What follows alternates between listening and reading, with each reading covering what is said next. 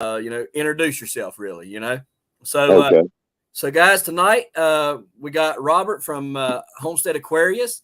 You are the leader, right, of Team Wilson, right? No, I'm the leader of Team Aquarius. Team Aquarius. Okay. All right. So so you're gonna have to explain this to me because I'm getting kind of confused on this. Who's Team Wilson? Who's Team Aquarius? And who's Team all these other guys? I thought there was only two teams. Somebody told me Team Wilson and Team Aquarius was one and the same. So is that wrong or right? No, that's completely wrong. Okay. Completely wrong. We've got three teams. Okay. It's Team Will It Grow and Team Aquarius every year, and this year we decided to start an experiment where we would finally let people come in and join after the draft date was settled and after folks that have been drafted onto teams. Okay. So we did an experiment, and we have got Wilson, his own team now. He's been wanting one for a long time. Okay. So who is Wilson then? Well, Wilson's my best friend, so-called best friend. Okay. He and I have been friends now for, well, about almost 5 years. Okay. Yeah. All right. Yep. So can you kind of just tell everybody, what exactly what we're talking about, because there might be some people in here that watch this and say, well, I don't know what these guys are talking about. Well, what we're talking about is the global gardening and homesteading community and our yearly competition. We have a competition between the teams to see which team can bring in the most food in any way possible. Whether you're gardening, you're hunting, you're fishing, you're foraging, anything at all to bring your household in food without dumpster diving or buying anything. Okay. That's the way we do it. And the team that brings in the most food weight at the end of the season wins. This year it's mainly for bragging rights and little giveaways and prizes as we do along the way of the season. Right.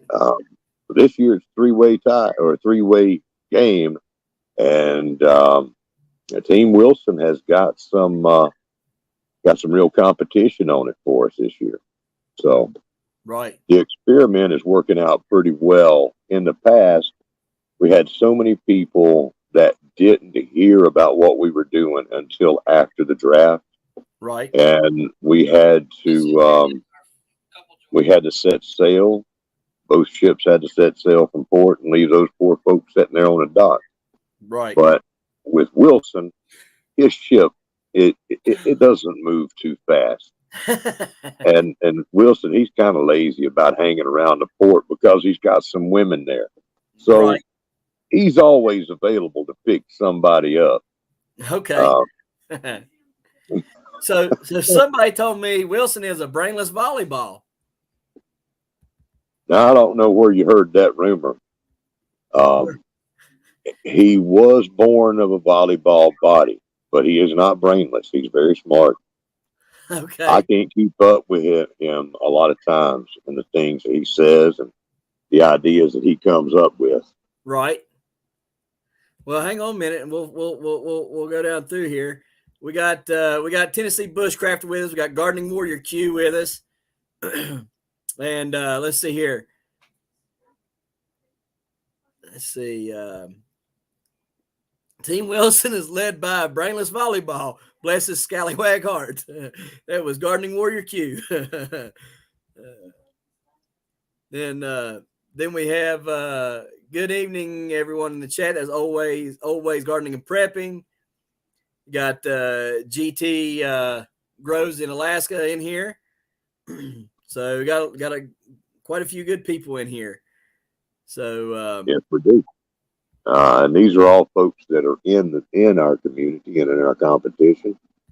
And we got Alaska, we got Tennessee, we got Washington State, and we got another Tennessean in here. So we got 2 volunteers in here. And we got you, which is sitting up there in Kentucky, I want to say. No, I'm in West Virginia. I'm a mountaineer. Okay, West Virginia. All right, West Virginia. Yep. So and we have people in Kenya, Australia, Tasmania, many people in Canada. And we started out with some folks in the UK this year. And I don't see too much from them. Right. Let's see.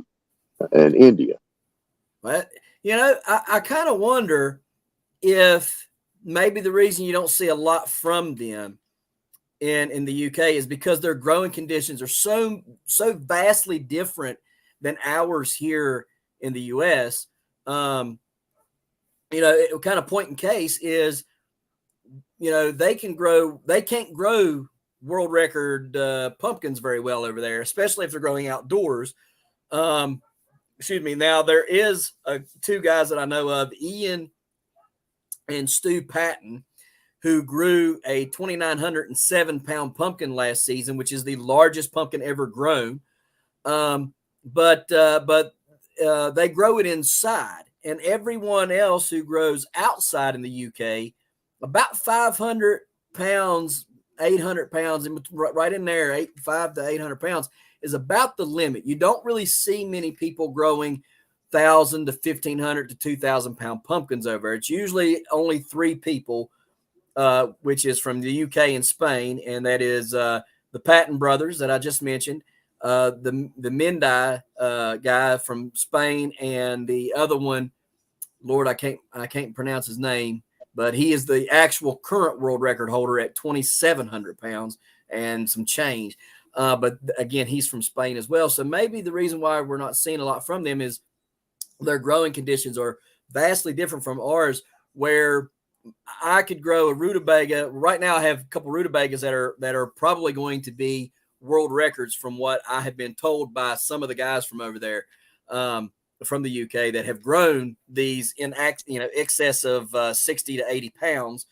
They said if it keeps if these 2 that I have that are doing really good keep trucking the way they are, I could see 80 to 90 pounds, even 100 pounds if they keep growing like that, which would end up being a world record.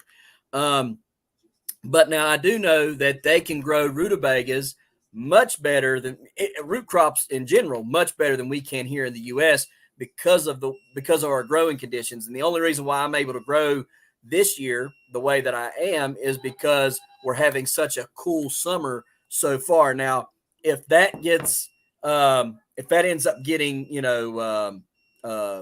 hot, I'll kind of be out of it, because it'll just turn off and go bad. Like last year, I grew a 19 pound, 11 ounce one, which was the state record here in West Virginia. And, the rain and the heat ended up getting to it, caused 2 of them to go down from hollow rot disease, which is the center of the rutabaga, or even carrots, any kind of root crop will completely hollow out and just rot. And so that's kind of what put me out last year and only got 19 pounds.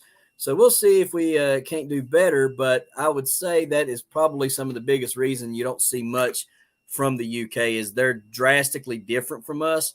And some of what they grow, like I don't think tomatoes grow very good over there. I think field pumpkins and marrows grow exceptionally well over there for some reason.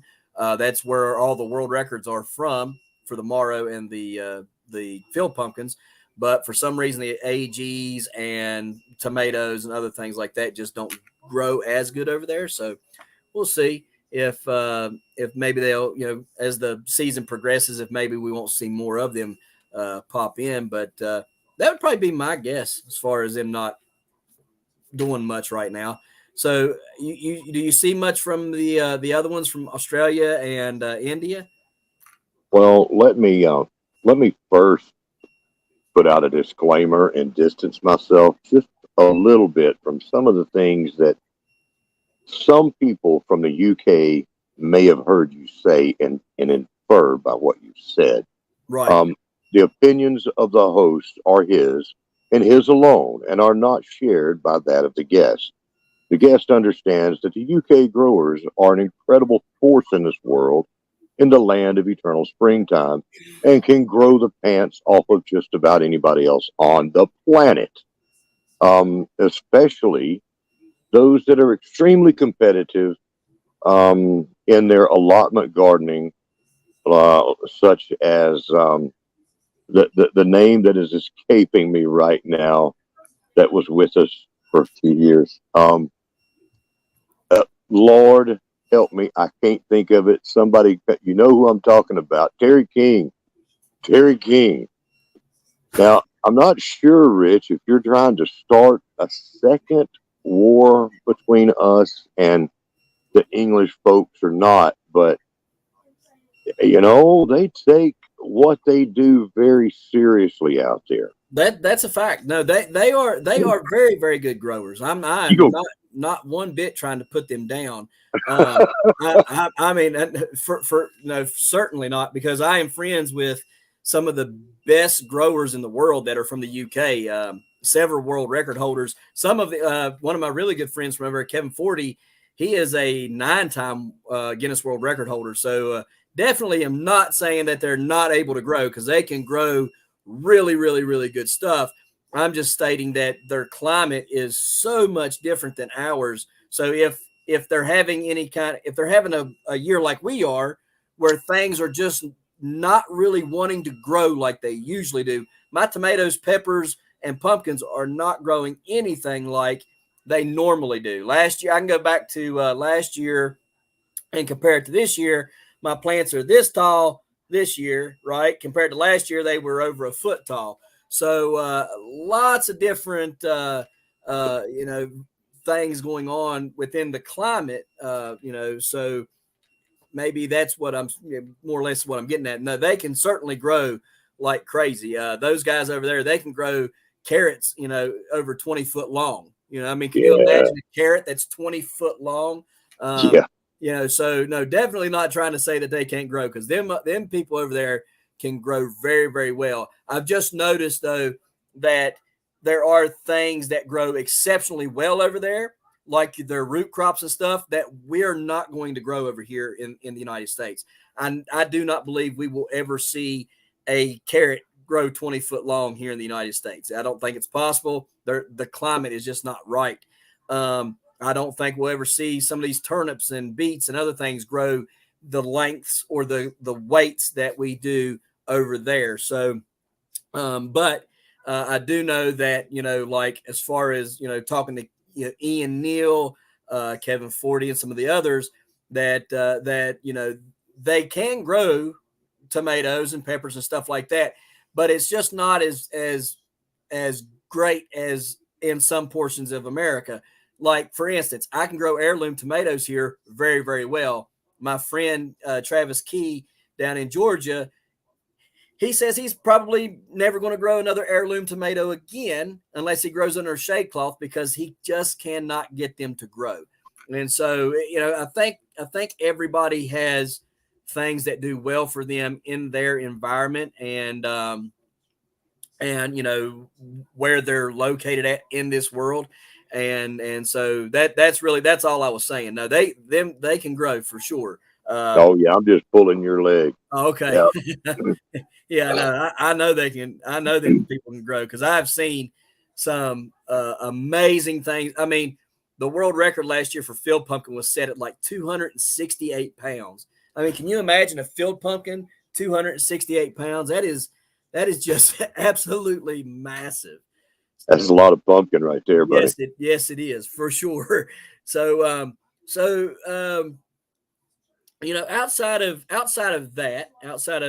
this growing challenge and stuff, what do you do down there on your homestead? What is Homestead Aquarius about?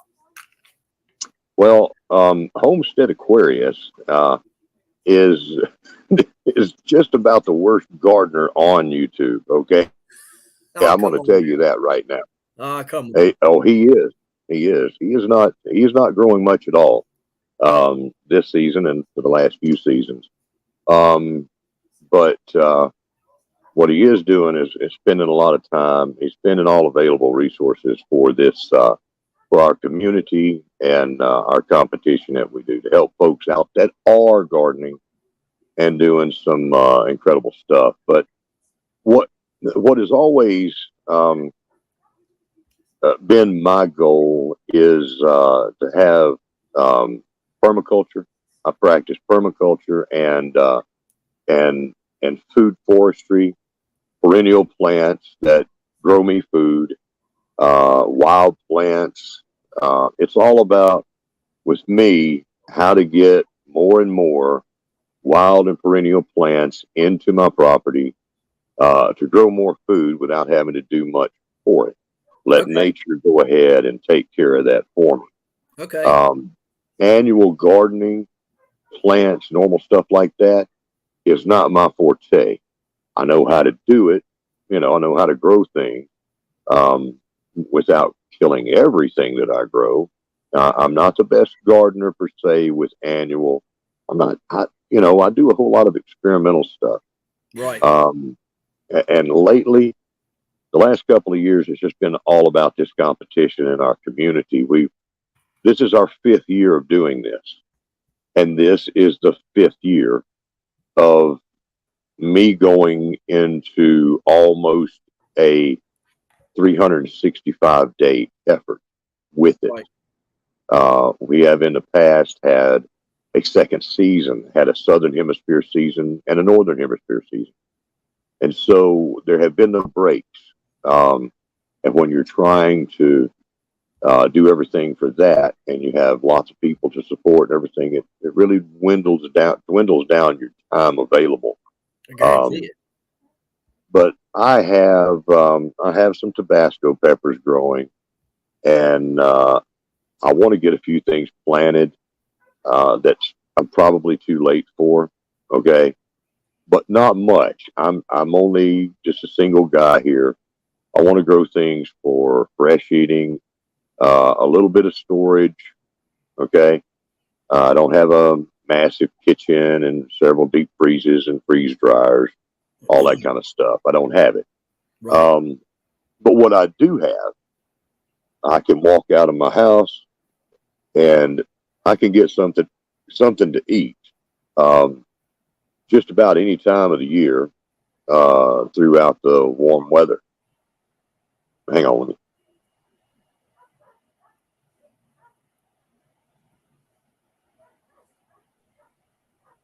I've got so many blackberries, mulberries, strawberries. I've got an awful lot of stuff like that, and that's the thing that I really focus on. And I've also experimented with aquaponics. I've got a 600-gallon aquaponics system that is sitting. It's sitting there waiting for me to come back to it. It's like, hey, remember me over here? Right. Okay. We used to do things. Right. I got one like that. Yeah. It's amazing what you can do with hydroponics and aquaponics. It's just incredible. Anybody can get in that game. Just about anybody can if you got a bucket. Right. But I manage my place here for nature. Okay. Right. Nature comes first in my gardening plans. I do not use any poisons here. No, I have used some commercial fertilizers, but I do not use any kind of poisons, except for the one that I won't mention that you use to starts with an R. Okay. Roundup? Yeah. Which I won't. Yeah. I will use that, but only to kill off trees, small trash trees and stuff that I don't want growing back. Cut them down, paint a stump, and that ends the life of that tree. Right. And the root system that's under it. And I'll pull the roots out. There goes anything I may have put into the ground. My philosophy is all natural, and And whenever I leave this earth, whatever ground I've been messing with is going to be better for it. Yep. That's me. Yep. I'm on the same page. I'm fascinated by the people that are in our community and other people. Oh my goodness, the gardening talent that is out there on YouTube is incredible. It really is. I see you got more people that's come in. We got Diva in the Dirt is with us. Yep. South Florida Sunshine. Will it grow? Will it grow? Yeah, Will it grow came in. I was trying not to mention him. But let's see. But yes, he's here. And Gear slipped in. He had a live stream I was at just a while ago. Right. And someone I don't know, which is Lori and Pearl, Quigley and Cracker and Rico and Chico, St. Paul, Minnesota. And good Lord, that's a long name. Yeah. Yeah. But I tell you what, one of the people that's been amazing me is Diva in the Dirt, Maureen Washington. She has got a little patch of soil up in Canada on Vancouver Island. And she impresses me with how much she puts on that little patch of soil and grows. She's an amazing gardener. Right. Amongst other things. That's, to interview me, I would turn around and talk about our people. Not about myself. There's not much to tell about myself. Just an old guy trying to do something. Right. Well, I mean, I like the practices that you're talking about, though. So many people don't understand. I went out, mushroom hunting and ramp hunting a couple months ago, and while I was out there, I found a whole bunch of Japanese wineberries, and I said, you know what? Ain't nobody back here picking these Japanese wineberries. Nobody knows they're back here. I'm going to take some back home with me, and I'm going to plant them on my property and get Japanese wineberries started right there on my property, so I don't have to go back here and hump this back of this mountain. I just go to my front yard and pick them out of the front yard. And there's a lot of people though that don't understand that. You don't have to go to Lowe's or anywhere else. Not saying that it's bad if you do, but you don't have to. If you know where there's a blueberry patch at, or where there's a blackberry patch, or a Japanese wineberry patch, or a raspberry patch, or a pawpaw's patch, whatever, you can go and get those things that are already acclimated to your area, get them, plant them in your yard, and have very good success with those right there. Instead of going, that's the only downside for me for getting plants from a store is when I get them from the store, they're used to wherever they came from. And then I plant them in my yard. Then I got to get acclimated to wherever I'm going here, right? Whereas if I can just be within my area, within a 20-mile radius of myself, I can generally get these plants and have zero issues with them planting them back on my property, and have them right there for me to have, and not have to worry about going out here in search of them, or worried about if somebody else found it, or if the bears got it before I did, or birds got it, or whatever. I can plant them on my property. So I really like that that you're going more towards the things that are that come up every year. They kind of carry that heavy lifting, as somebody had said a minute ago, for you. I talked to a really good grower last week, Sandy from Suburban Homesteader, and I forget how many apple trees she said she had. It was like 75 plus different apple trees or something, right? Crazy number of apple trees. And she lives on like a quarter acre or something. And I'm like, yeah, I love Sandy. Yeah. And I'm sitting there scratching my head, and I'm like, how do you do that? Like, I want to do that. I want to have all those trees, and I want to have, the other issue that I have here with me doing that right now is we're not going to stay here forever. This is not our forever place, right? We're looking to find somewhere else to go, within the next, 2 to 3 years, somewhere that's bigger. We need more property for one. we've already outgrown this place, both in size of our homesteading stuff and in size of our family. So we need to find a bigger house. We need to find a bigger property. So I struggle. There's things I want, but then I struggle with getting them, because then I'm like, well, if I put it here, then I'm going to want to take it with me when I go. And that might not be feasible then, you know? So I kind of leave things alone right now. Even though there are things that I really, really want to put out and really, really want to get, I kind of leave it alone, because I don't want to have all that here and then move. And, you know, we want to stay in this area about 5 minutes, you know, within 5 minutes of this house. I don't ever want to sell this property. I want to keep it so that if the kids would ever need it, you know, as they get older, you know, maybe they need a little step here and there, you know, hey, stay in there, you know, take care of it, whatever. And then whenever you're ready to go, you know, just take off. Right. But I also, you know, don't want to have all that there, all this different plants here in case I do need to get rid of it and then have all that investment in there, because the problem is I don't think anybody would really see the investment that you put in there, and you would probably lose it, and they would come in and probably just cut everything down. You know what I mean? So They might do it, but it's about the best thing I can say to that, because I hear it a lot of times. The best things I can say to that is do it anyway. Right. And you can do so in such a cheap manner. You can start many seeds, trees from seeds even. It's so easy to propagate trees of many kinds. And if you keep a garden journal, I do. And it's a map. You've got a map of your place and put in there labels of what is growing on your property. You would be surprised at the resale value that a real estate broker can put into that. I've seen it done. I've seen people that say, oh my God, this has got all of this, because people are getting smart now. Right. And here's the thing.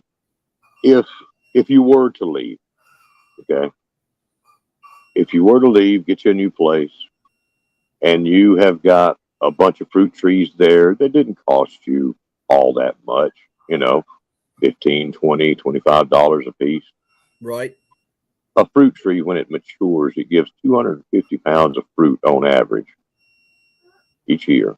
Right. And that's a lot. What you have done, you don't know who's going to come after you. But what you have done is left a treasure for people that you don't even know their name for. That's true. And some of the best things in life have been done by people that had that attitude. That's very true. That's very true. You know, that's a big thing in my heart, because, you know, I had, and it goes along with, you know, me facing a mortality. Okay. A few years ago, I had a massive heart attack, nearly died, blah, blah, but I didn't. I'm still here. And so I got to thinking of what I'm going to do with the rest of my life. Right. And it's got some health challenges to deal with. And, you know, I won't go into all that, because, you know, we don't worry about that. But it does allow you to think about things. Right. I've always been a good guy and always had a good heart and everything, but it really does drive home a few things. You know, when I just like to try to do as much as I can to help people. And especially I get in my mind's eye, it's like, who might be eating the fruit off of that tree in 100 years? The trees that I have, you know, done here, the trees I've given away. I've given away so many peach trees and mulberry trees, and not to mention plants of all kinds, garden plants and some exotic stuff. I just think about the kids and the grandkids and who's going to start more from those. Right. And being a part of that, you know. That, I mean, that is one way to look at it. You know, I guess in my mind, I look at it as society. While some of us are getting smarter, it seems like the vast majority of us don't give a crap, you know, and we, you know, they kind of just take it at, well, my food comes from the store, and in my mind, it's like, I'm going to plant this stuff. And if I ever had to sell it, I could like almost imagine it's somebody coming in here and being like, well, why would they have planted all this stuff, and just come in and start laying them all out? The reason why I say this is they're right here at the end of my road, literally 3 houses away from me is a 14-acre mini farm. Beautiful house. We wanted to get it. We didn't know it was for sale until after it sold. And then we found out that it sold for way more than what anybody in the neighborhood ever even thought it would go for. It's over $600,000 for it, for 14 acres. And it's a big house, but anyhow, it's not that big. So this whole property had this beautiful white fence all the way around it. Beautiful. And the old guy that used to live there, he passed away. He was in his late 80s, and his wife just could not maintain it. A guy come in who is mid-50s, had just retired from the federal prison system, and he wanted a farm. And so he buys this farm with the cows, the goats, the sheep, everything. Has a big old pond on it, an apiary, everything you could think of. 2 years later, there is no fence to be found around that place. But let's backtrack. Within 3 months, there wasn't a cow, there wasn't a goat, there wasn't a sheep on that property anymore. He barely has enough chickens to classify it for a farm and selling enough eggs to get the tax write-off for that. And now there's no fence around the entire thing. He done sold the apiary off, okay, to some other people. And I'm sitting there and I'm just like, you wanted to buy you wanted to buy the farm. You bought the farm. You said you wanted the farm. You have nothing but time to farm. And here you are just going through and raping this land and doing nothing with it. And it looks, when the old man had it at 80 some years old, it looked like a 20-year-old had it out there. Cause I mean, it was immaculate. It was great looking. The old guy'd be out there mending the fence and everything. This guy, one piece of fence falls down because he runs it over with the tractor, and he takes the entire fence down around the entire property. I mean, it just blows my mind how people are. And when I seen that, that just kind of reaffirmed in my mind, well, if I did that to this property and then had to sell it, that's probably what would end up happening. Somebody'd be like, I don't want any of this here. I'm going to cut it all down. But I like how you say it. Regardless if they did or didn't do that, I would know that I planted it for the right reasons, and if somebody benefited from it, great, right? Because who's to say I wouldn't keep it and it wouldn't be here for generations to come, right? And my grandchildren wouldn't be eating off of this property. I mean, we could essentially take this entire house off of it and have a little over 1 acre lot of nothing but garden ground. So, I mean, and make it just one big giant food forest and just take the house off of it. I mean, there's so many things we could do. So, I mean, I like how you put that. I do. I like that. Now, I do have a question for you. You say that that it's easy to propagate trees. I do think that it is easy to propagate some trees. However, I have had horrendous times trying to grow a peach tree and trying to grow a cherry tree. So you got any tips or tricks for growing a cherry or a peach tree? Well, the best way to grow a peach tree is to eat a peach and then throw down the seed. Okay. And don't care about it. And there'll be a peach tree there next year coming up. Really? And that is the advice that you get from everybody that's ever grown peaches, had much to do with them. Okay. And same thing with any stone fruit. Okay. They seem to be made to thrive on neglect and wild. Okay. It's like, hey, yeah, toss me over here, leave me alone, and I'll be fine. Okay, so just pick a place where I want it to grow, put it there in the ground, and leave it alone. Or yeah, just throw it on the ground. You can. I have dug up so many peaches, the little baby peach trees, and grown them out. Right. From the ones that the deer ate and pooped out or dropped there. The groundhogs came by and ate them. and just left them laying there. The seeds, they just sit out there during the summer and eat peaches till they're fat. The groundhogs, the deer, the rabbits, Right. they just sitting out there eating peaches. Next year, there will be thousands of little tiny peach trees growing up That's crazy. right there. But you should be able to grow some. Now, are you talking about trees that you have bought? No, no. If I bought them, I can grow them. I've got a beautiful peach tree out here. It is. Let me see. We moved here in 2018.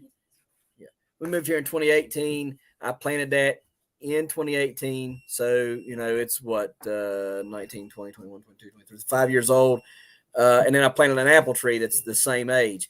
When we moved here, it had three black cherry trees on it, but they were both rotting, so all three of them were rotting, so they fell over. Whenever the one fell over, though, it busted the power line, and the pole fell on top of the apple tree and broke the apple tree off. So I lost all of my fruit trees that I had bought the property with. So whenever we did move on to the property, because we bought it in 2017, we didn't move till 2018 over here. I planted the peach tree. I went and bought a peach tree and an apple tree and planted them in the yard. Now, my peach tree every year religiously will be loaded with peaches, but they'll get about that big around and they'll never turn color. And they just never ripen. My dad told me maybe there was just too many on there and maybe I should pick a bunch up. I mean, it'll be loaded down big. The tree ain't but maybe about that big around. And so he said maybe I should pull some of them off there and maybe just let it try to grow a few of them at a time. The apple tree, I was going to cut it down because it wasn't producing at all. And then last year it produced, I don't remember, like 5 apples, but they were all close to a pound. Like they were 12 and 13 ounce apples. They were big. But then this year it's loaded with tons of apples on there. So I'm hoping that this year will be a better year. Now, like I said, I can grow them from if I buy a tree, I can grow the tree just fine. But whenever I've tried them from seed, I've never been able to get a cherry seed to sprout. I've never been able to get a peach seed to sprout. And I mean, I have tried and I have watched videos. I've seen where people crack the hulls and do it that way. I've tried to just about anything, but I've never tried to just say, okay, I want a peach tree here or a cherry tree here, throw a bunch of seeds in the ground right there and then just walk away from it. I've not tried that. So I think I'm going to try that and see how that works. Yeah, I've had it. I've grown them all different kind of ways. I have started many in the refrigerator. Oh, really? Yeah. Shucked them down and put them in some potting soil and put them in the refrigerator. Okay. And you got to time that just right, or you'll have trees growing, little baby trees growing in the fall. So you don't put them in the fall. You put them in the early spring, late winter, really. Okay. And they start, in your area, if you put them in the refrigerator in some damp potting soil, in say about January or February, right, they'll have a few weeks to sit in there and stratify, right? Stratify, and they like to peach trees like to germinate above 35 degrees, but not real warm. Okay, so you got to keep them at refrigerator temperatures. That's what triggers them. Yeah, I bet that's my problem right there. Yeah, and it'll work whether or not they're in the shell. I have hauled out a lot of them. In fact, that's one video that I haven't made that I'm supposed to make is a detailed, how to haul these things. And there's a new way of doing it. Okay, supposedly, and I haven't tried this yet, you can haul out a peach seed and probably most other stone fruits that need chill hours or stratification, and take the seed inside, soak it, and break down the membrane that's on the outside of the seed. Get that off of there. Right. And then you plant that in soil at whatever temperature you're in during the summer, and it's supposed to germinate. I have yet to try that. That's supposed to be an experiment I do this year. Already having done it, that's what I was supposed to have already done. I've got to get that one done too. Okay. I've got a back order of videos I need to make. The one of the next ones I make is going to be to announce the new team members that have come into our community and our competition, update the teams and everything, or may do it on live stream. I'm not sure, but got to get that done.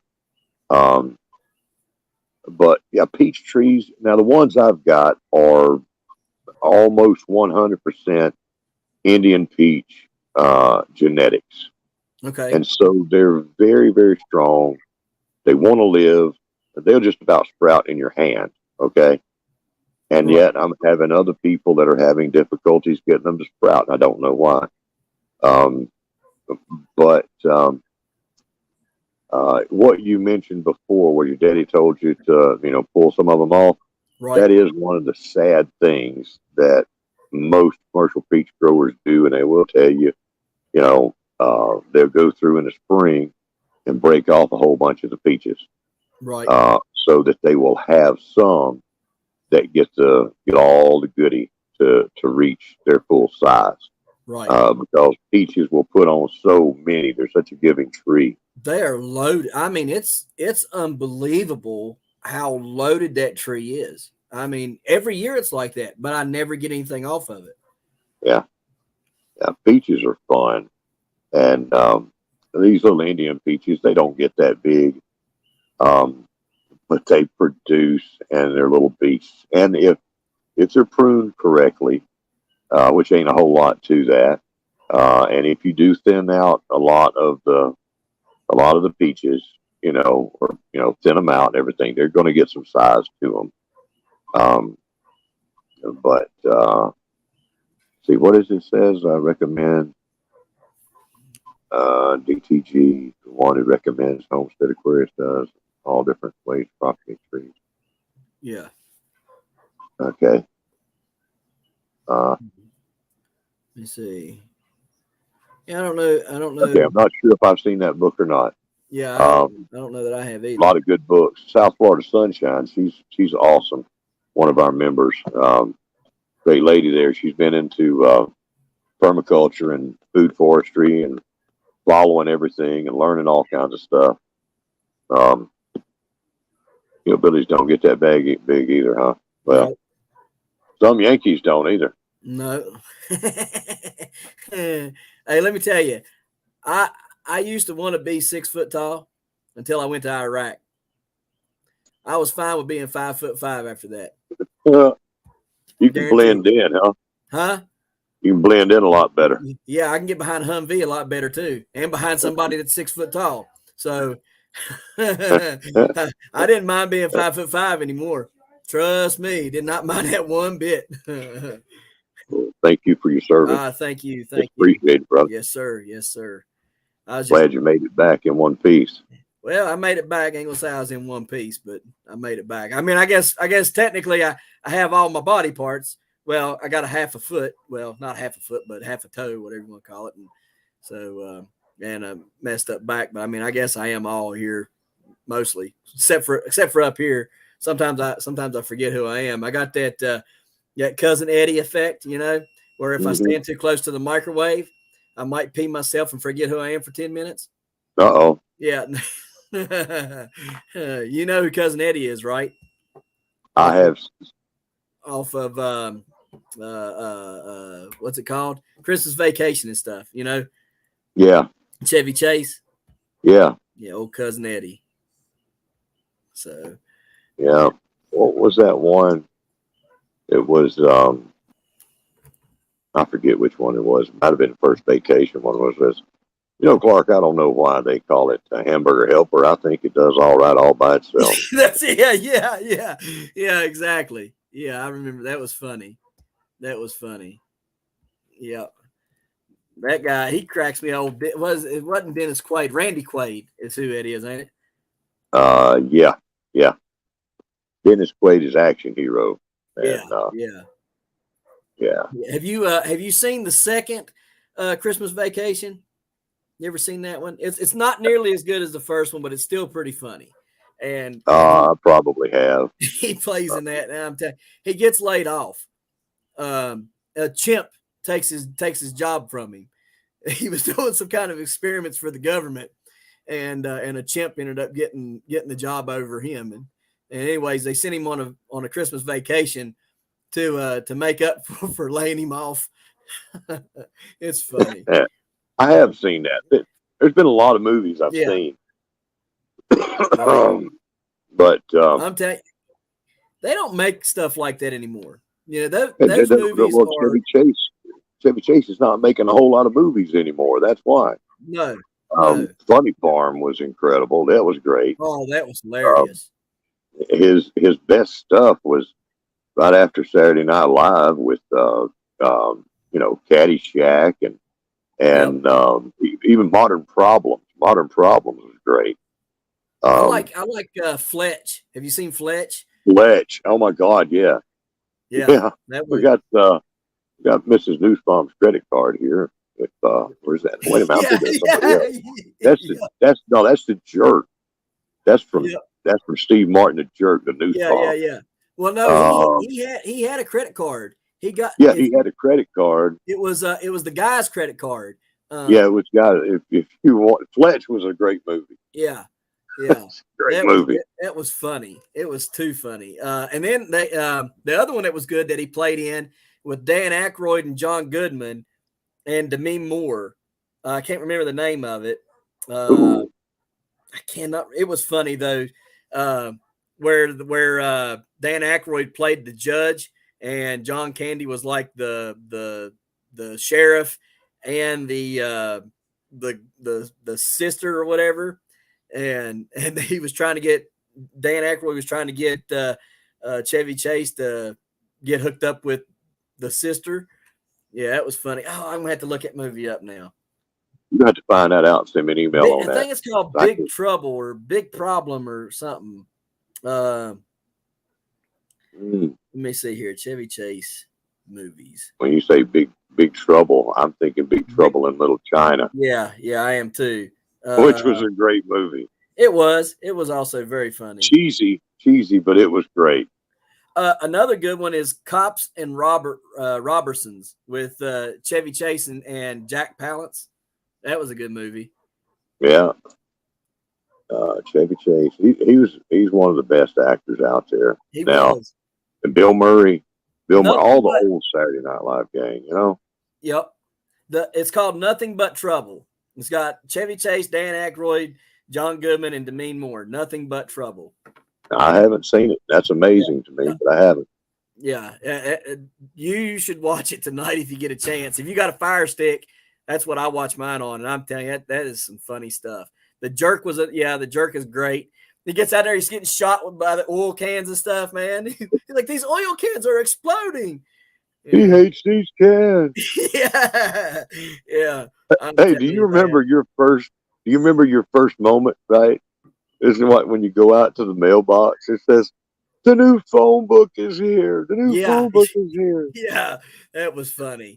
I am somebody. Yeah. And then after that, bills come in. You're like, cool, I've got my first bills. Right. I'm telling they just don't make anything like that. Like Blazing Saddles. Oh my gosh. Could you imagine if Blazing Saddles come out now? Oh Lord. Now that they wouldn't let that. They wouldn't let nobody whip that out on us today. No. But I mean, Richard Pryor was hilarious, and so was the Willy Wonka dude. I can't think of his name right now. Let me see now. Richard Pryor was a fantastic actor. He was very good. And a guy in Blazing Saddles. I can't think of what that guy's name was, but Willy Wonka. Oh gosh, he played Willy Wonka. You're talking about all those. Yeah, you're talking about. Oh my God! Now I can't think of it either. He played in See No Evil and Hear No Evil too with Richard Pryor. That's right. Hear No Evil, See No. Yeah, that was great. Man. That was great. And then Bustin' Loose. Yep. You know, Bustin' Loose. But what? All right, let me give you a pop quiz then. Okay. What is the only movie that Harrison Ford and God, that other guy that we can't think of, okay, Right. played in? I don't know. God, what is Gene his Wilder name? is his name. Gene Gene Wilder. Wilder. That's Yeah. right. The only movie that Gene Wilder and Harrison Ford played in. Ain't too many people going to get it. I don't know. The Frisco Kid. Yeah. That is a must watch, dude. I have Got not to watch seen that. that. I have not seen that since I was a kid. I've not seen that. And that's one I'd forgotten about. So I'll have to go and watch that tonight. I've forgotten all about that. Excuse me. Great But yeah, movie. I mean, movies like that, they just don't make that stuff anymore. That stuff was funny. I mean, They don't make them like that anymore. they sure don't.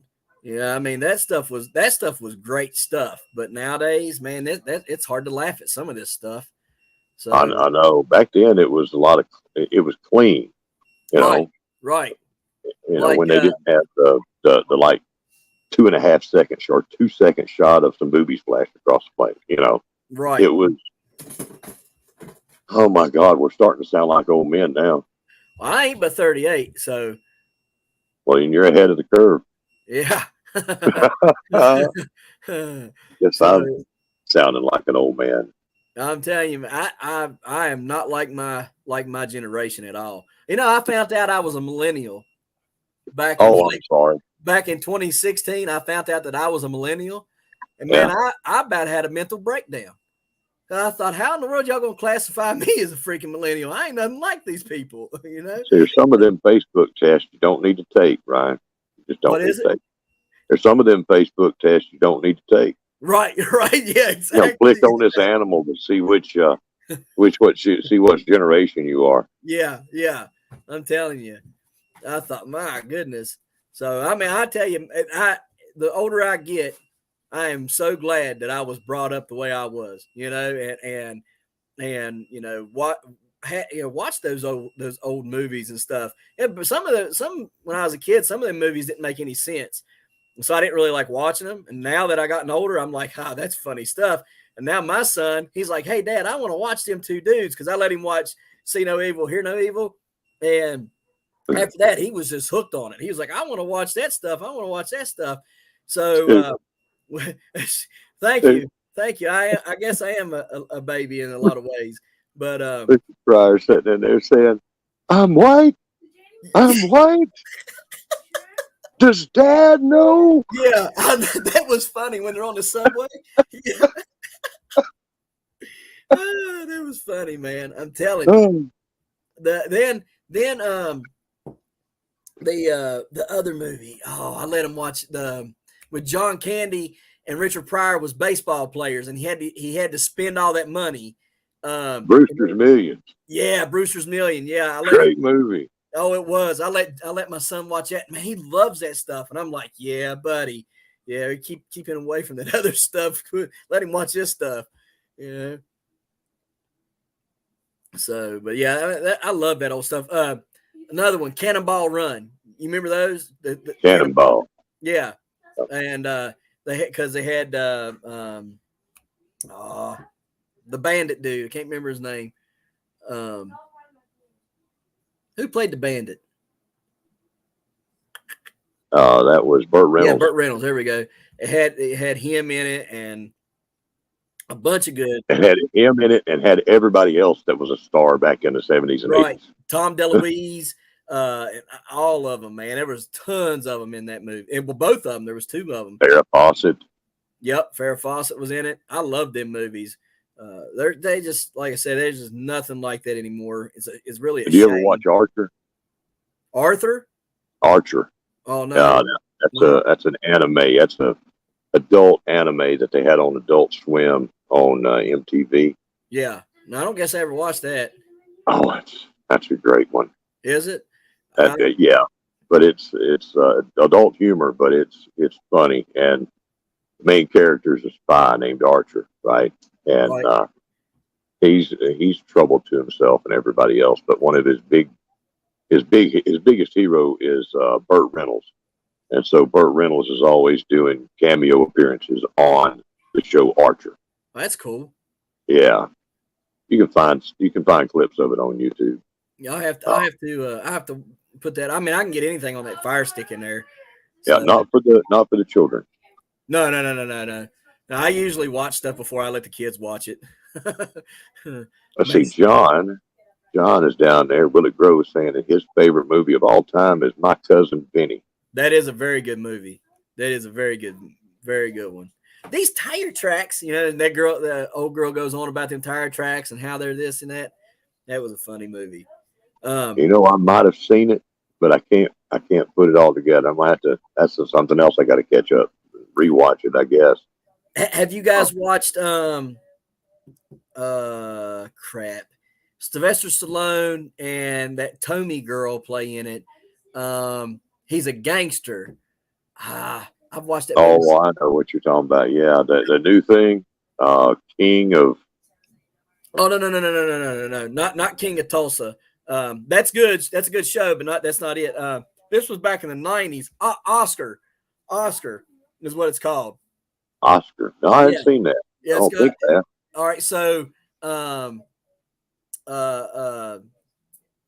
plays a gangster, and his daughter is that Tommy girl from My Cousin Vinny, and anyways, it's got that funny dude on Home Alone 2. He's the main guy at the hotel.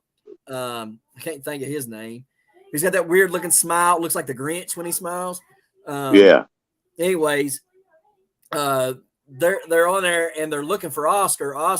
His daughter's like, I want to marry Oscar or whatever. And you just have to watch it. Oscar's a very, very funny movie. But where he plays a gangster and stuff, where Stallone plays a gangster, it's funny. Yeah, no, I hadn't seen that. I'm more familiar with Demolition Man and all of it's what? Rambo and Rocky. Oh God, yes. Rambo, Rocky. I'm familiar with all of that. Right. Yeah. In that long time ago. Right. God.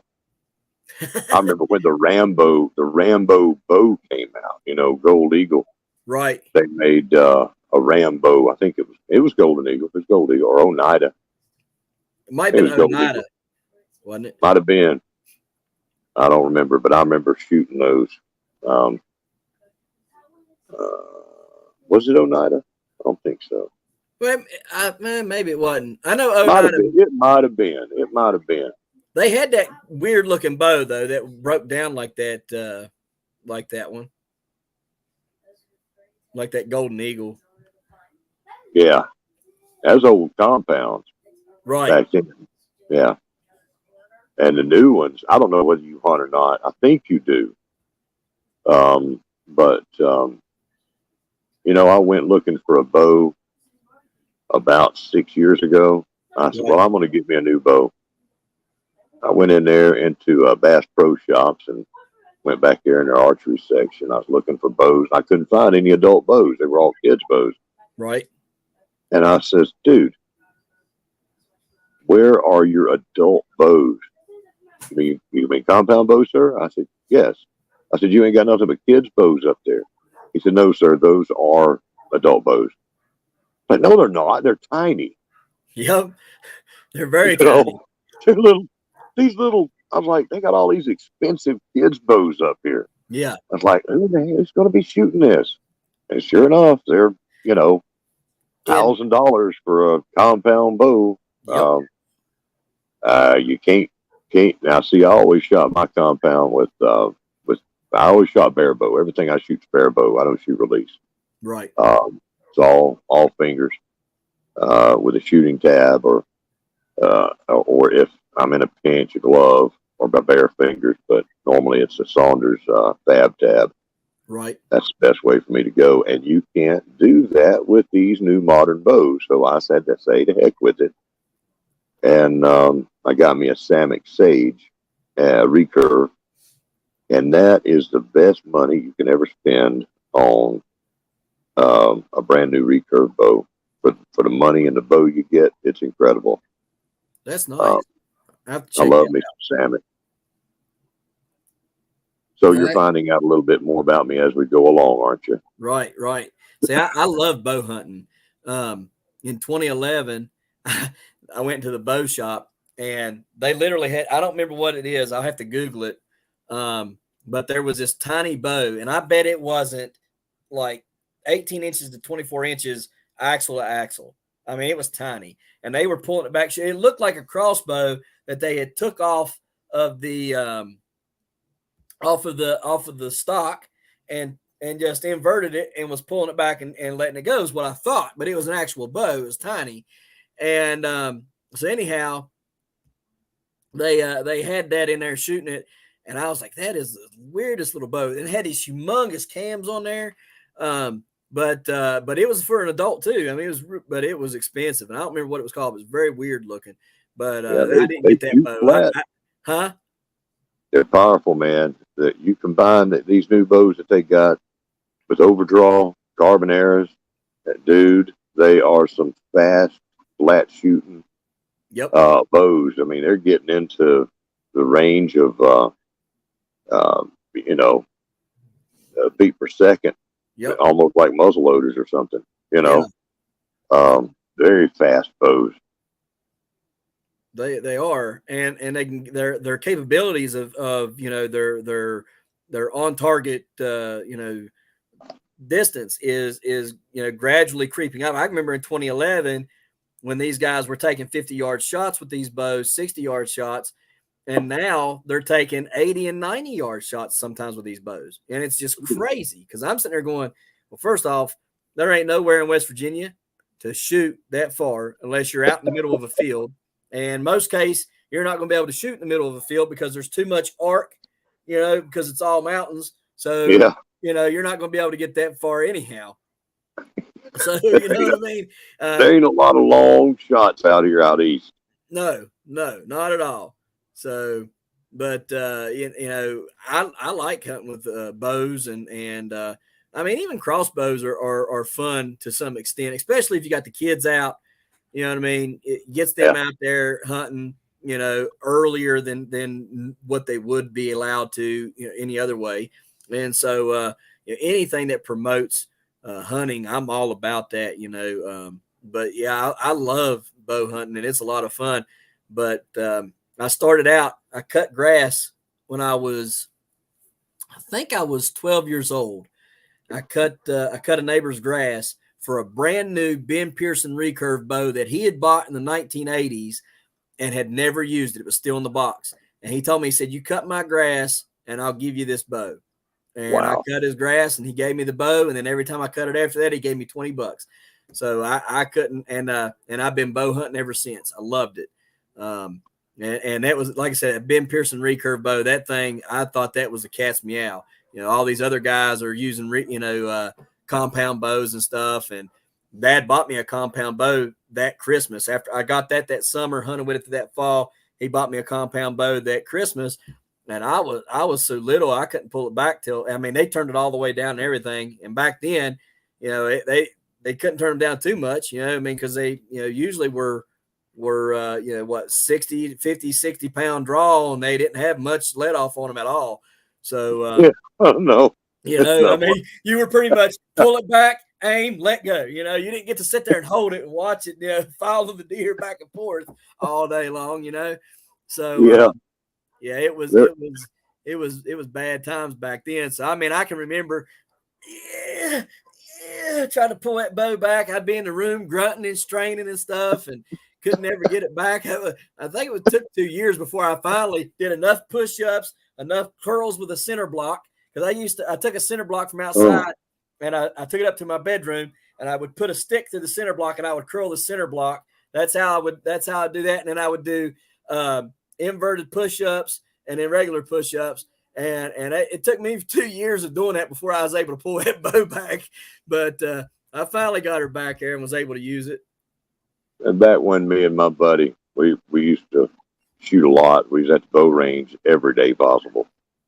And we had 70 pound bow. Right. And we sat up there shooting, just shooting, and in walked these two bodybuilders. Okay, so they're in there walking around, looking, and they're seeing us, and we're just your average guys. We're in shape, but not bodybuilders.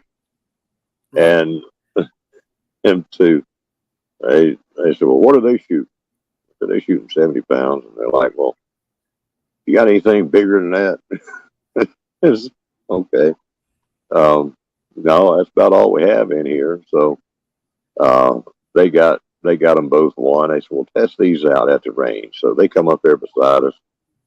Them boys got them some arrows and their big muscles and everything. We gave them a little room there, just watched, and they could not pull those bows back for nothing. That's funny. Pulling the same as we were, and they just sitting there struggling. And we got back up there. So you gotta practice, and we just pulled them back smooth. That's funny. They got an education that day, a little humility. Oh yeah. Well, when you don't use those muscles all the time, whatever it is, you don't have them. And so they were built, but they didn't have the muscles needed to pull back a bow. Right. Well, yeah, that is funny, because there are a lot of people who will look at something and be like, "Oh, that's nowadays, they can turn them bows down, 40 pound, you know what I mean?" Mm-hmm. But back whenever you're talking about, it was a struggle to get them bows back, and if you weren't used to it, I don't care how much you lifted weights. If you weren't used to pulling that back and using either your fingers or that release, and using the whole way, and every muscle in your upper body, pulling that back, you wasn't gonna get that bow back. You could look like Schwarzenegger if you wanted to. If you wasn't used to doing it, like you said, you wasn't gonna get that bow back. So now, see, that lesson transfers into everything. It does. Okay. It's like the old saying is, well, you can go buy a surfboard, but that don't make you an Olympic surfer, competition surfer. Yep. And you can buy seeds, you can buy plants. Yep. You can buy your nice little trowel and all your little gloves and everything. Go out there and garden. You can think to yourself, you know what? Anything happens and I ever need to garden, I can grow a bunch of food and feed myself and my family. I ain't worried about it. Let them bring it. And then, Mr. Ain't never gardened in his life. Gets his seeds, hauls out his seed vault, and goes out there and starts to gardening. And he soon realizes he don't know what the hell he's doing. Yep. He don't know what he's doing. And he's growing something, and he doesn't know when to plant. He doesn't know what to expect. And it all goes wrong. So what we do is we encourage people to get started, right?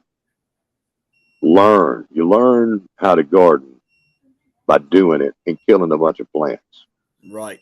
You learn just by putting that thing in the soil, just by trying to nurture something and keep it alive till you get some fruit. That's right. And you get the experience along the way. That's how you do things. That's how you learn. It's important that we as content creators encourage people to do that. Yep. They see the community that you've joined in. That's what we do. We want to try to encourage people to get out there and do that. And brother, you get out there and you got some fine gardening going. Thank you. And your kids get in on the action. That's something we love. Now, here's something for you. We just started up the junior division again. We've done that for the last 2 years, I think. And we're getting a little late starting it now, but we do have that up and running. So you can get your kids in there. We got some little friendly competitions for them, that kind of thing going to happen. But you ought to look in that, and you need to know um, Ragnarok's Outdoor Adventures and Prepping and Outdoor Adventures. I think it's a long name. He changed his name. It was just Ragnarok's Prepping, I think. Right. Okay. But let me tell you about some folks that's in here. Okay. Tennessee Bushcrafter. If you don't know him, No. he is a He man comes that in a good bit though. yeah, he can. You met him? I have not met him, but he does come in here a lot. Yeah, he knows all about the wonderful things you can find in the woods. He does a lot of foraging. He's got a lot of knowledge. Okay, a lot of knowledge in that man's head. That's Tennessee Bushcrafter, and always gardening and prepping. Does an amazing job of gardening and prepping and showing you how to make all kinds of tinctures.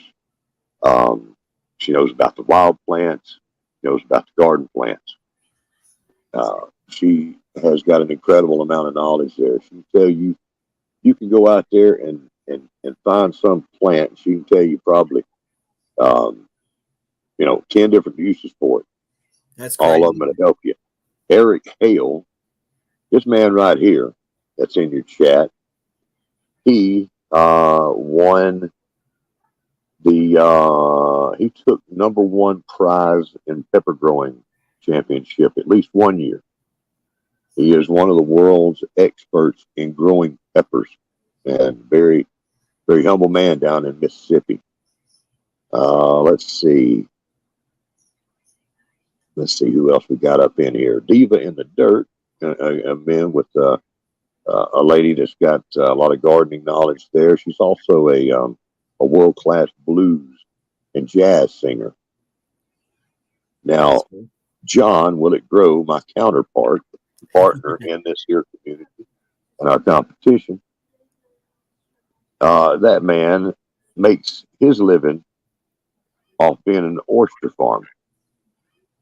He's been in the oyster farming business for a long time up on Cape Cod. That's pretty if cool. you don't know him, you need to go find him, please. I think you probably do. But you can look back through some of his old stuff, and he's got a lot of oyster farming videos. So if you ever eat oysters or just want to know something like that, he's got that there too, along with some great videos for gardening. What else we got? We got Gear. Gear is a gardener, does mostly container gardening in the Midwest. I want to say Missouri, but I'm probably wrong. And then we got Where to Begin Homestead that just came in here. Where to Begin Homestead. What can I say about her? They're good people. Good people? Hold on.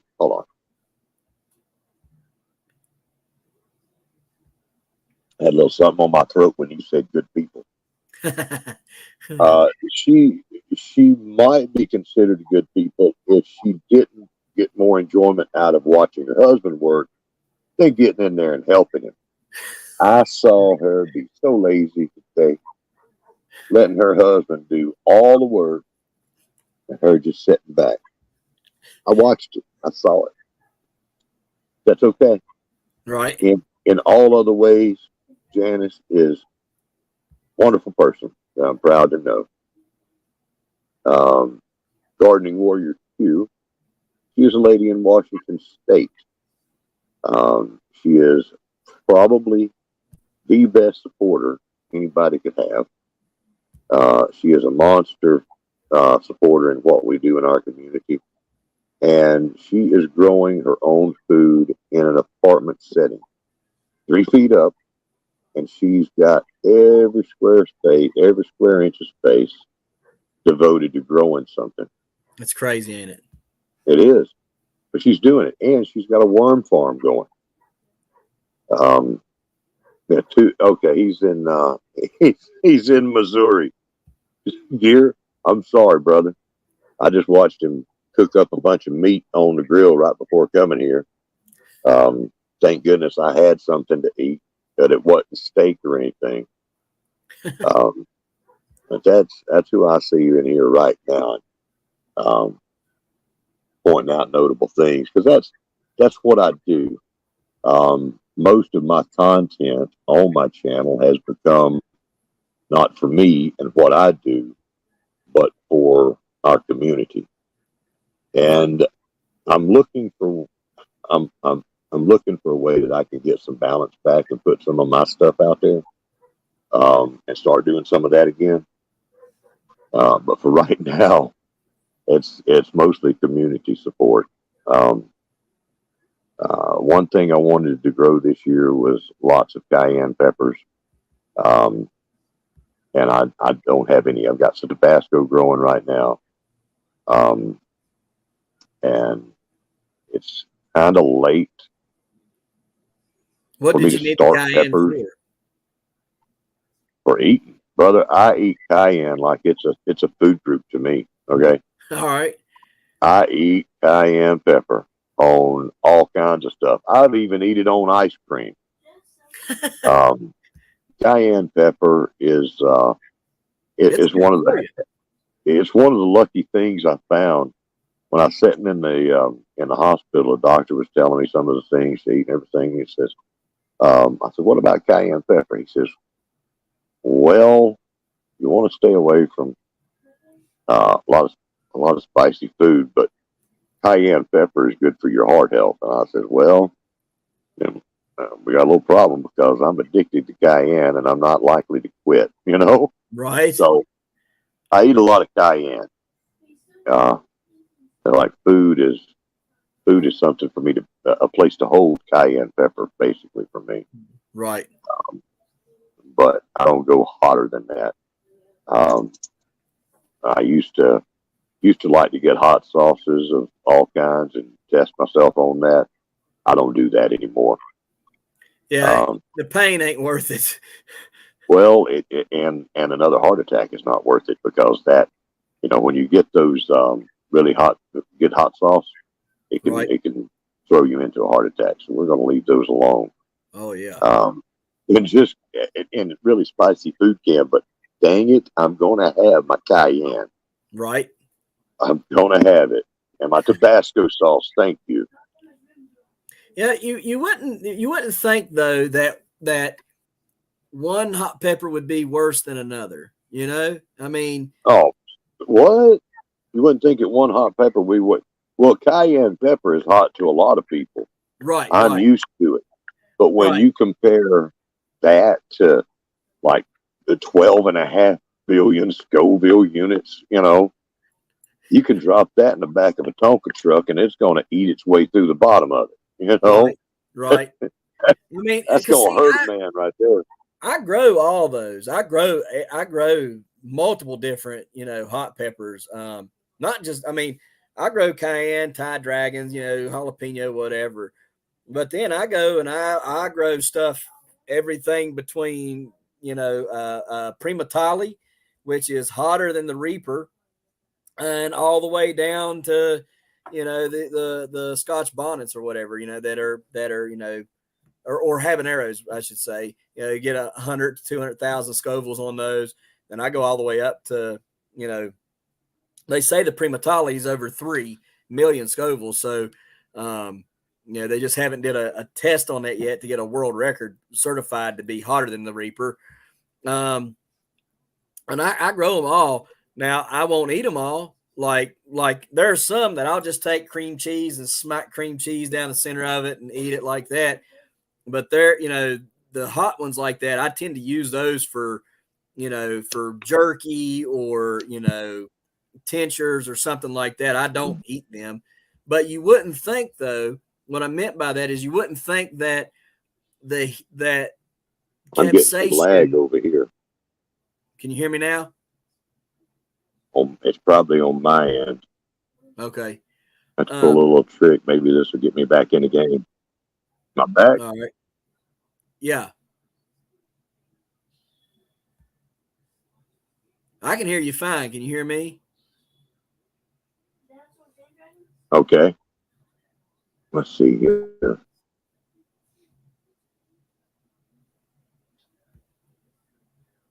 Uh,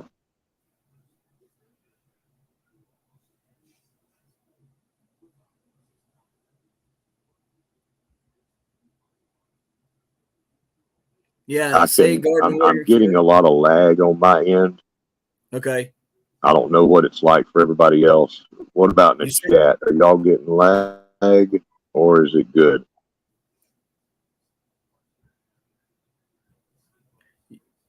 you sound good on my end.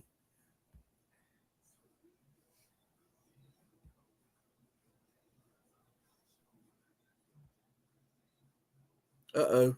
We lost him. He'll be back.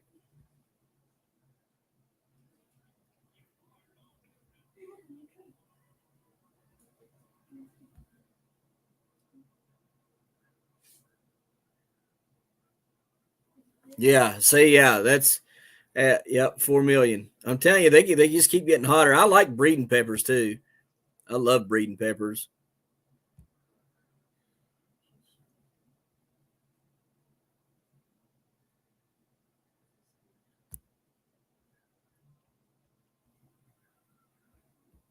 All right, let's see if we can get him back in here. All right, you back? Okay. I think so. Okay. Signal doing some weird things over here. Yeah. But I think I'm back for now. Given that happened, it could happen again. I don't know. But I didn't push any buttons. I'm just sitting here and all of a sudden started getting some lag, and then boom, it's gone. That's weird, ain't it?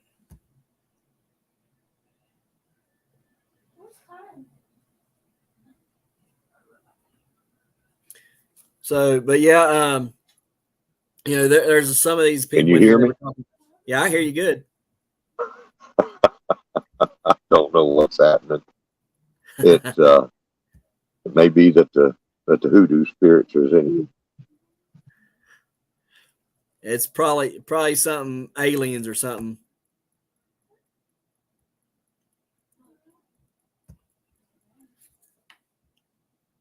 Let's see. I'm just going through all these chats real quick.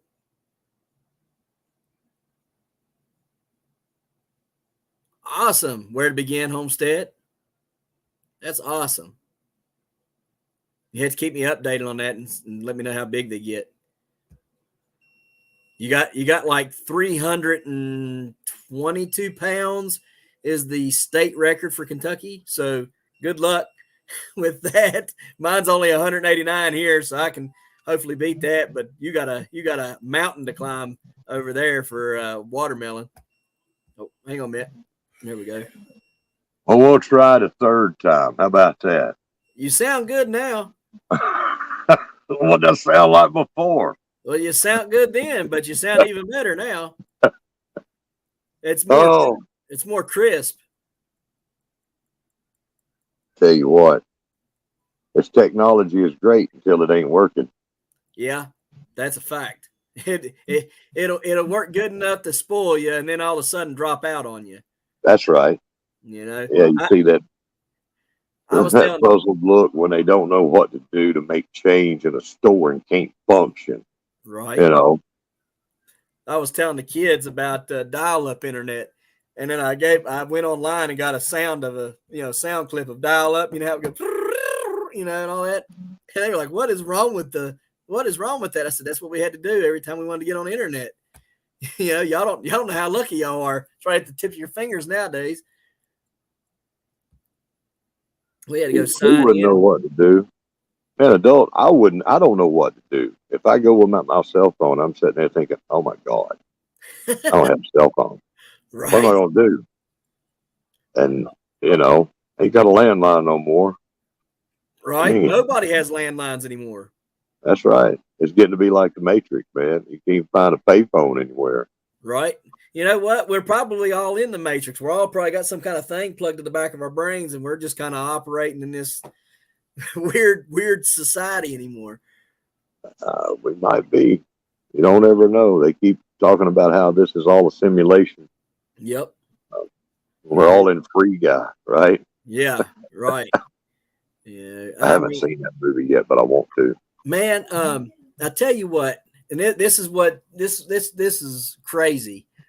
So the other day, my wife sent me a TikTok. I was watching it, and it was somewhere out in Nevada, I think. Sorry. Anyways, we're out in Nevada, and there's these people call in and said, "Hey, there's these 8 to 10 foot tall beings in our backyard," and they were Yeah. like, we're not pranking you guys. We're not pulling your leg or anything. There's something out here." It was on the news. It was a news clip, and it was well. Anyhow, I'll have to send it to you, but they went out. The cops did, and as they're getting ready to go investigate this stuff, one of the partners had called and said, "Hey, did you guys see that green streak of light go through, really low altitude go through, and what is it?" And they were like, "No, we didn't see it." And then the guy tells them like what area it was in, and they were like, "Well, we're getting ready to go look at a call that's in that area of these 8 to 10 foot tall beings in somebody's backyard." Well, like I said, this is all playing on the news. They're showing body cam footage and 911 footage on the news. So the cops get out there and they're talking to these people. And whenever they went to go in the backyard, the cops shut the cameras off.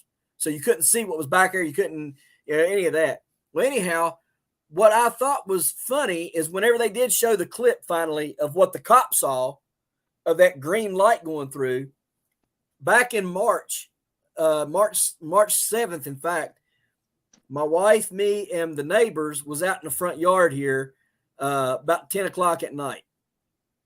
And I was facing west. My neighbor was facing south, and my wife was my neighbor was facing north. My wife was facing southeast, this way. And it was in the west where I seen it, and it was a streak of green. And like I started screaming, going like, "What the heck is that?" Because I'm thinking, next thing I'm going to see is a huge mushroom cloud go up, right? Like, I mean, it literally scared me, because I'd never seen anything like that before in my life. It was not a shooting star. I didn't know what it was. So I made a couple posts on Facebook asking if anybody else in the area, seen anything like that night. Nobody's seen anything. So when I seen that video clip that my wife sent to me on TikTok, I immediately recognized that and what that was. It was exactly what I had seen that night when we were out in the front yard, only it had happened different months. It happened in March here. It happened in May out there. So I don't know what it was. I ain't going to sit here and speculate and say it was aliens or whatever. I don't know what it was. All I know, it was a green, and it wasn't as fast as a shooting star. It was nowhere near as fast as a shooting star, but it was fast nonetheless. It was faster than our jets, but not as fast as a shooting star, I guess is the best way to put it. And it was green, as emerald green as could be, and had a trail vapor of the same color coming off of it. Weirdest thing I'd ever seen in my life. Anyways, it looks just like that TikTok video. I'll have to send you that TikTok video. Let me see if any of you guys got TikTok. I'll give you I'll show you or tell you what link it is so you guys can look it up for yourself. Let me see here. I got a question for you. If you go to, let me see. I guess this page is called Spiritual Clip. Yeah, at Spiritual Clip. So, and you'll see it. It's 1, 2, 3, 4, 5, 6 rows down on the right is where it's at. It's weird what happened. But here's what it'll look like for any of you guys want to go see that. And like I said, it's on Spiritual Clip on TikTok. You'll see what I'm talking about. It's the weirdest green streak I'd never seen. I've seen tons of shooting stars out here. There's not very much light. We always see shooting stars. Never had seen anything like that before in my life. So, weird things are starting to happen. They're getting ready to come out with a huge release, supposedly sometime this summer, about UFOs, a big, big, big release about UFOs. Just seen that on the news, on a news station as well, on TikTok. Let me see. That one is Truth Teller. If you go to Truth Teller on TikTok, you'll see that one on there. Weird stuff happening anymore. You really, it really does kind of skew the lines of what is real and what is not anymore, because you really don't know. Let me ask you something. All right. And you can, probably be best to deny it. Okay. Right. To protect yourself and your family and location and everything from prying eyes. And with you seeing that come down in your area, I've got one question. What? Did you get probed? No. No probing? No probing. Okay, that's best to deny it. And you know what? Here's the thing. The Army probed me enough when I was in there. They probably know everything about me. So it wouldn't matter. It wouldn't matter one bit. So yeah, I saw that. I've seen that, and then all the extras. Like as soon as that went up, every channel just about on YouTube, I think, that does any kind of that, they had a video out on that. All of them jumping on that footage and getting thousands and thousands of views. Now I've seen some big green meteorites come down. Right. And it's because there's a high concentration. I want to say copper, but it's probably something else. It's a concentration that's higher of metal in that meteor than in the other ones. Most of the time, they're stony meteorites, and then sometimes it comes down with those that are nickel iron. Right. A lot of times, people walk right past a meteorite because it just looks like a rock. Yep. I use my metal detector to try to find them. Yeah, you got metal detecting videos out there. Yep. I watched one of them, and you had a few come up recently. And I think a bottle dump video. Yeah. Where you dug into a bottle dump. Yep. I love doing that stuff. See, when I was a kid, my dad used to take me and my brothers, and we would go dig these dumps back in the 90s, and I didn't understand it. I just thought it was cool finding junk. I used to remember walking with him on going on walks, and I'd find lighters and coins and stuff on the side of the road, and I just thought that was the coolest thing ever. So when we would go and dig up these dumps, we'd find old Magic bottles, old Clorox bottles, all kinds of different milk bottles and stuff like that. We had tons of them that we had dug out of these old dumps. And whenever we were kids, we moved from there, from Scarborough down to Candleton, and there wasn't really no old dumps down in there to dig, so we got away from that stuff. But when we moved over here, literally right over the other side of my fence here is a dump. And I mean, and it looks like there was a foundation of an old house there. The old house, I think, maybe fell down around it. It crushed up a lot of the stuff. But you'll find things here and there out of it. It's pretty cool. I don't think it's probably not one of the better dumps, there's some things in there that are valuable, but the majority of the stuff that's in there is not been, very valuable. Not that I'm looking for a lot of value. I just like the old stuff, the old history of stuff. But, I think some of the more sought after bottles that I'm looking for, like the Clorox, the Magic bottles and those things, the dairy bottles. I did find one Valley Bell half pint milk bottle, which was pretty good, and it's in really good condition. But I was looking for more of that stuff, and I really like going and trying to find old dumps and digging in them. There's a couple other old dumps that I know about that nobody's touched that I'd like to go and dig around. In fact, there's several dumps along this road that I live on, but it's covered up with a lot of dirt and stuff, and I don't think people would necessarily want you, even though you can see some of the bottles exposed, sticking up out of the ground. I think you might be all right to pull that one up out of there or whatever, but I don't think a lot of the people would really want you over in there digging a lot. But I've seen some pretty valuable ones just laid up along the road. Now, like I said, there's a couple other little dumps I know about that nobody's touched. I'd like to go dig, but I love metal detecting. I love digging up old bottles and old dumps and finding marbles and toys and stuff like that. That stuff to me is just so much fun. I mean, I don't think you get much more fun than going out looking for arrowheads along the riverbanks and stuff. I don't think you get much more fun than going and digging up old bottles and marbles and toys and stuff. And I don't think you have much more fun digging up treasure, finding with a metal detector. Now, 9 times out of 10, you find a lot of trash, but it's still fun because you never know what you're going to find, right? It's great stuff. I love metal detecting. Right. So you like doing it? You do it a lot of it, or No, I love it. But I do not. I used to, I was raising kids and being married and all that kind of stuff, right? So right, that entails an awful lot of time out of what you would like to do, right. But I had an old whites, and I think I sold that to pay a bill one time, like decades and decades ago, and I hadn't got one since. Since then, especially now, I would love to get a new not it may be a Deus, but it's Excalibur. The Excalibur, does that sound right? Yeah. Okay. I've thought about them new Excaliburs, slick looking machine. They are, but man, if I could just interject real quick, the price that you'll pay for one of those versus the Quest that I have.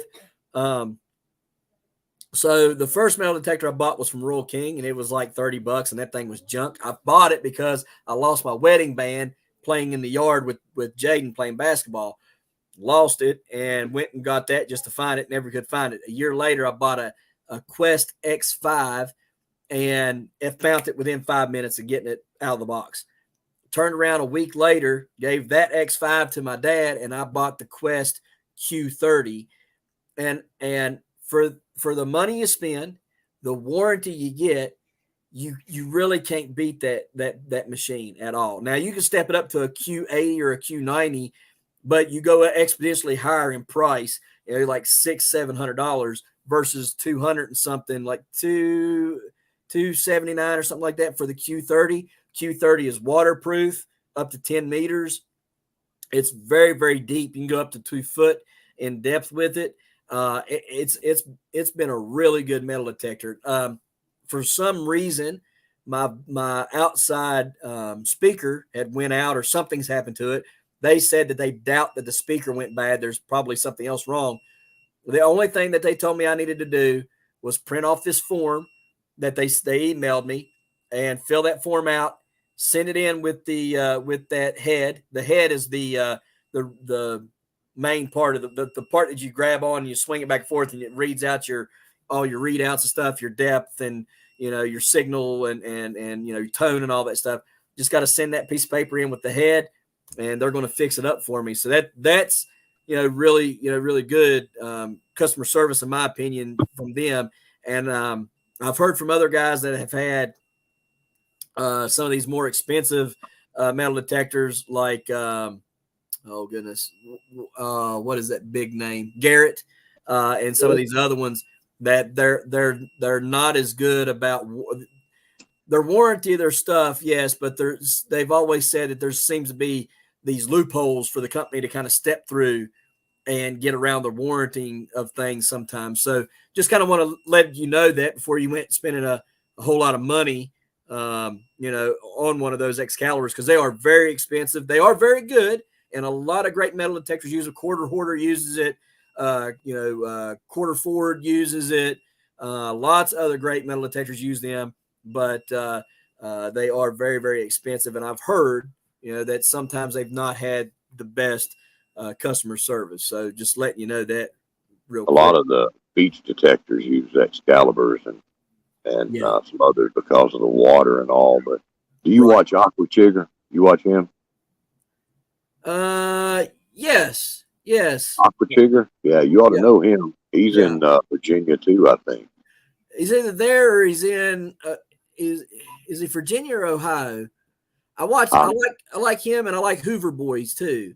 Hoover Yeah, boys are, Hoover boys, they're a lot of fun to watch. yeah, they're up But in Maryland. I don't know. I got old man brain. I couldn't tell you for sure where Aqua Chigger is, but I think he's in Virginia. He might be. That's what I'm gonna stand on. But that dude's awesome. He is. Now listen to this. You probably heard about it, but did you hear about the Golden Horde find that they just made in Kentucky this year? No. See, Janice gonna be perking up here, dude.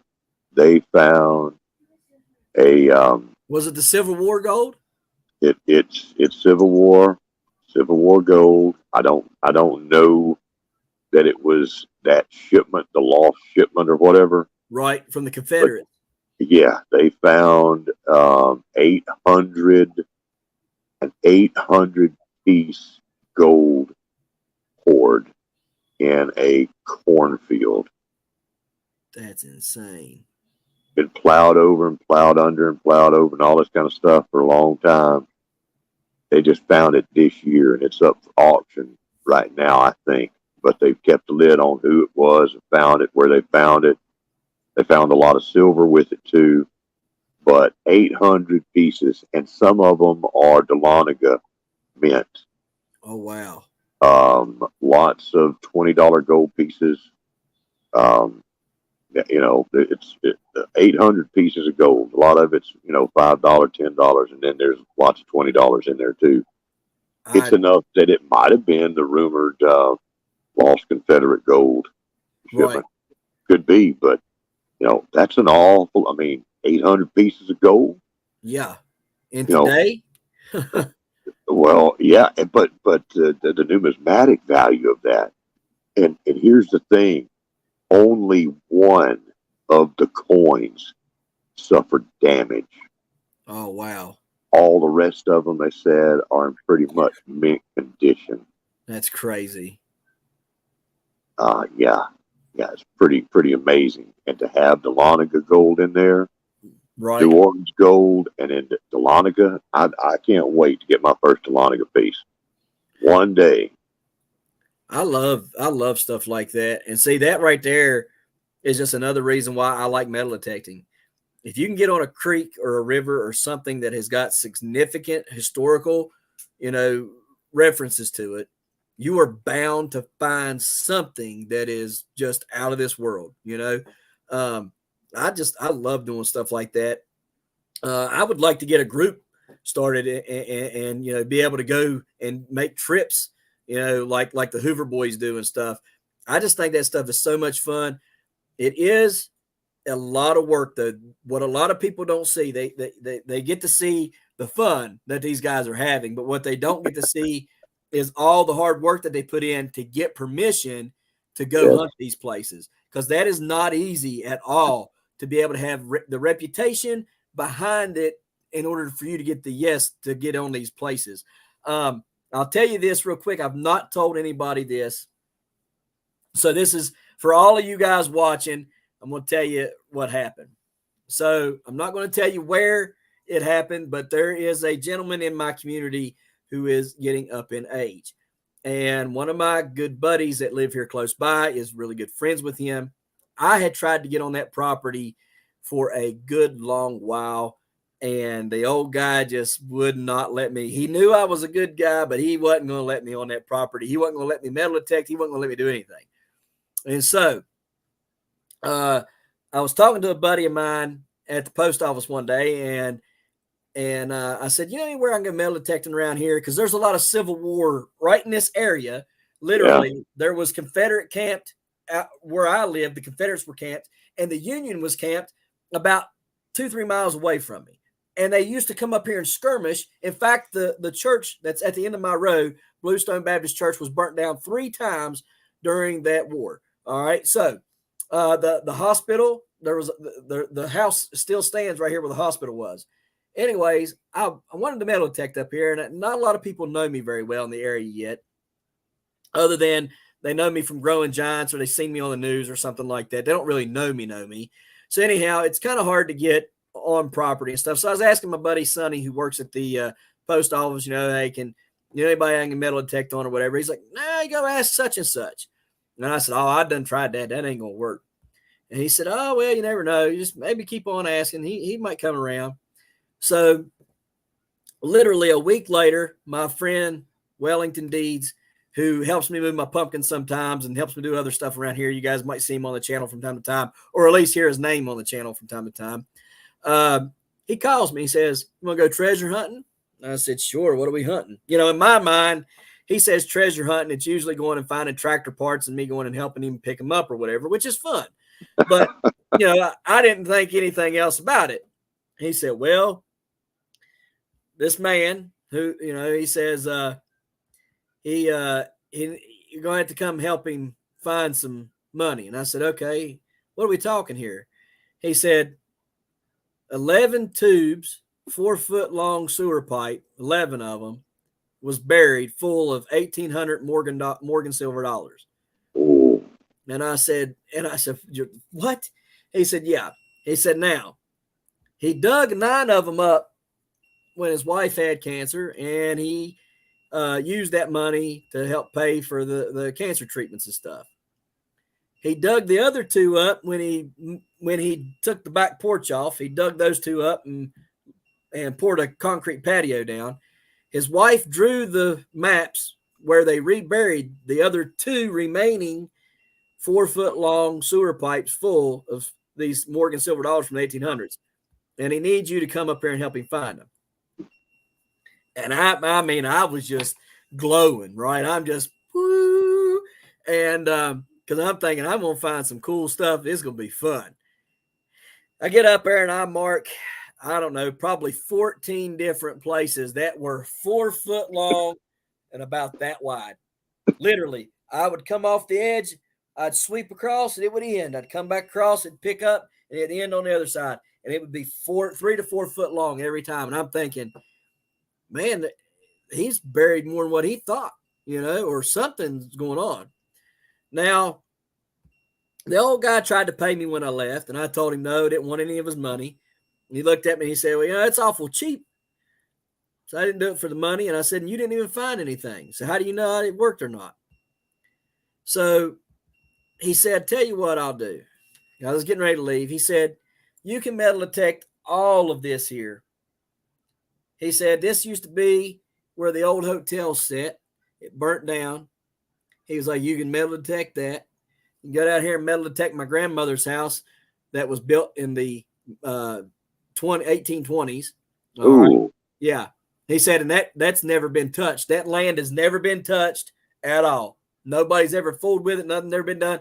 When she died, they locked the house up just the way it was. And still to this day, he says, there's never been anybody else inside of there. They just locked it up with everything in it. Wow. Yeah. And so he said, you can go over and metal detect that. And I was like, it's enough payment for me, So I metal detected a little bit. I ain't got to go back yet. I metal detected that day looking for stuff. Didn't get to find anything of significant value. I found some things that were cool, but nothing really, really good. But I haven't went back yet. I've been too busy. But anyhow, they dug those 12 or 14 spots up. And now supposedly they didn't find anything. But the old guy went to my buddy Sonny and at the post office, and he said, that feller, that buddy of yours, right? And he said, yeah. He said, he's awful good with that metal detector. So I don't know if they found anything or that they didn't, but he did tell him, he said, he's awful good with that metal detector. So I hope to goodness that they found something, but ain't nobody told me if they did or they didn't. But if they did, the only thing that I wanted out of it was for him to take a picture with me and him standing beside it with 2 of these 4 foot long tubes full of silver dollars. And I wasn't going to post it or anything. I was just going to frame it up. And I was going to get a Morgan silver dollar and I was going to stick in there and let the kids have something to, to talk about as they got older, I saw a story about some folks that dug up some silver dollars that was in in tubes like that, what you're talking about, that would be amazing. Oh, it would be. There's been a lot of guys that's found, from the 1920s or 30s, when the government started doing away with gold and silver. Like they started confiscated it, right? Yeah. And stuff. And people started putting it in Kerr's jars, ball jars, and burying it in their backyards so that the government couldn't get it. There's been lots of people found Kerr's jars full of that stuff. And man, I would just love to find it. Let me tell you what we did do one time. We was metal detecting 2021, I think it was. We was metal detecting at my dad's. And now, before my dad lived there at this place, I lived there. And before I lived there, my great-grandfather lived there. And I had a garden, the same place my daddy put his garden at. I'd tilled that thing a ton. And we're up there metal detecting, just looking around and stuff. I'd found some old mine script from my pawpaw, old dog tax tag and stuff from pawpaw. And anyhow, we were up there, and Dad, he said, I got this signal. You come up here and look. I can't find it. And my son was digging it, and he said, I don't know where it's at, Daddy. So I went up there, and I ran the metal detector over it. Man, it was hitting good, too. And I said, man, that's crazy. I dug about 2-3 inches down beneath where my son had dug, and I hit a lead Kerr's jar, or a ball jar. The old lead ones with the porcelain insert. And, man, we got that up out there, and it was full of old marbles. That's Marbles. pretty cool. Yeah. So, Yeah, and wheat pennies. Old marbles and wheat pennies. So, well, when I was a kid, what got me so interested in it, and mind you, I don't have a lifetime of treasure hunting. right. I want to be treasure hunting, right? Right.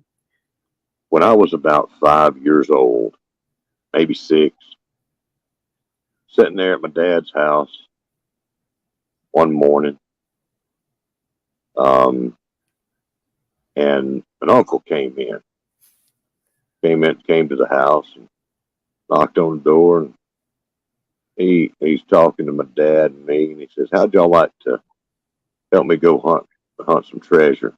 Right. And I said, what? I said, sure. And what had happened was one of the old man in the neighborhood, his house burned completely to the ground during that night.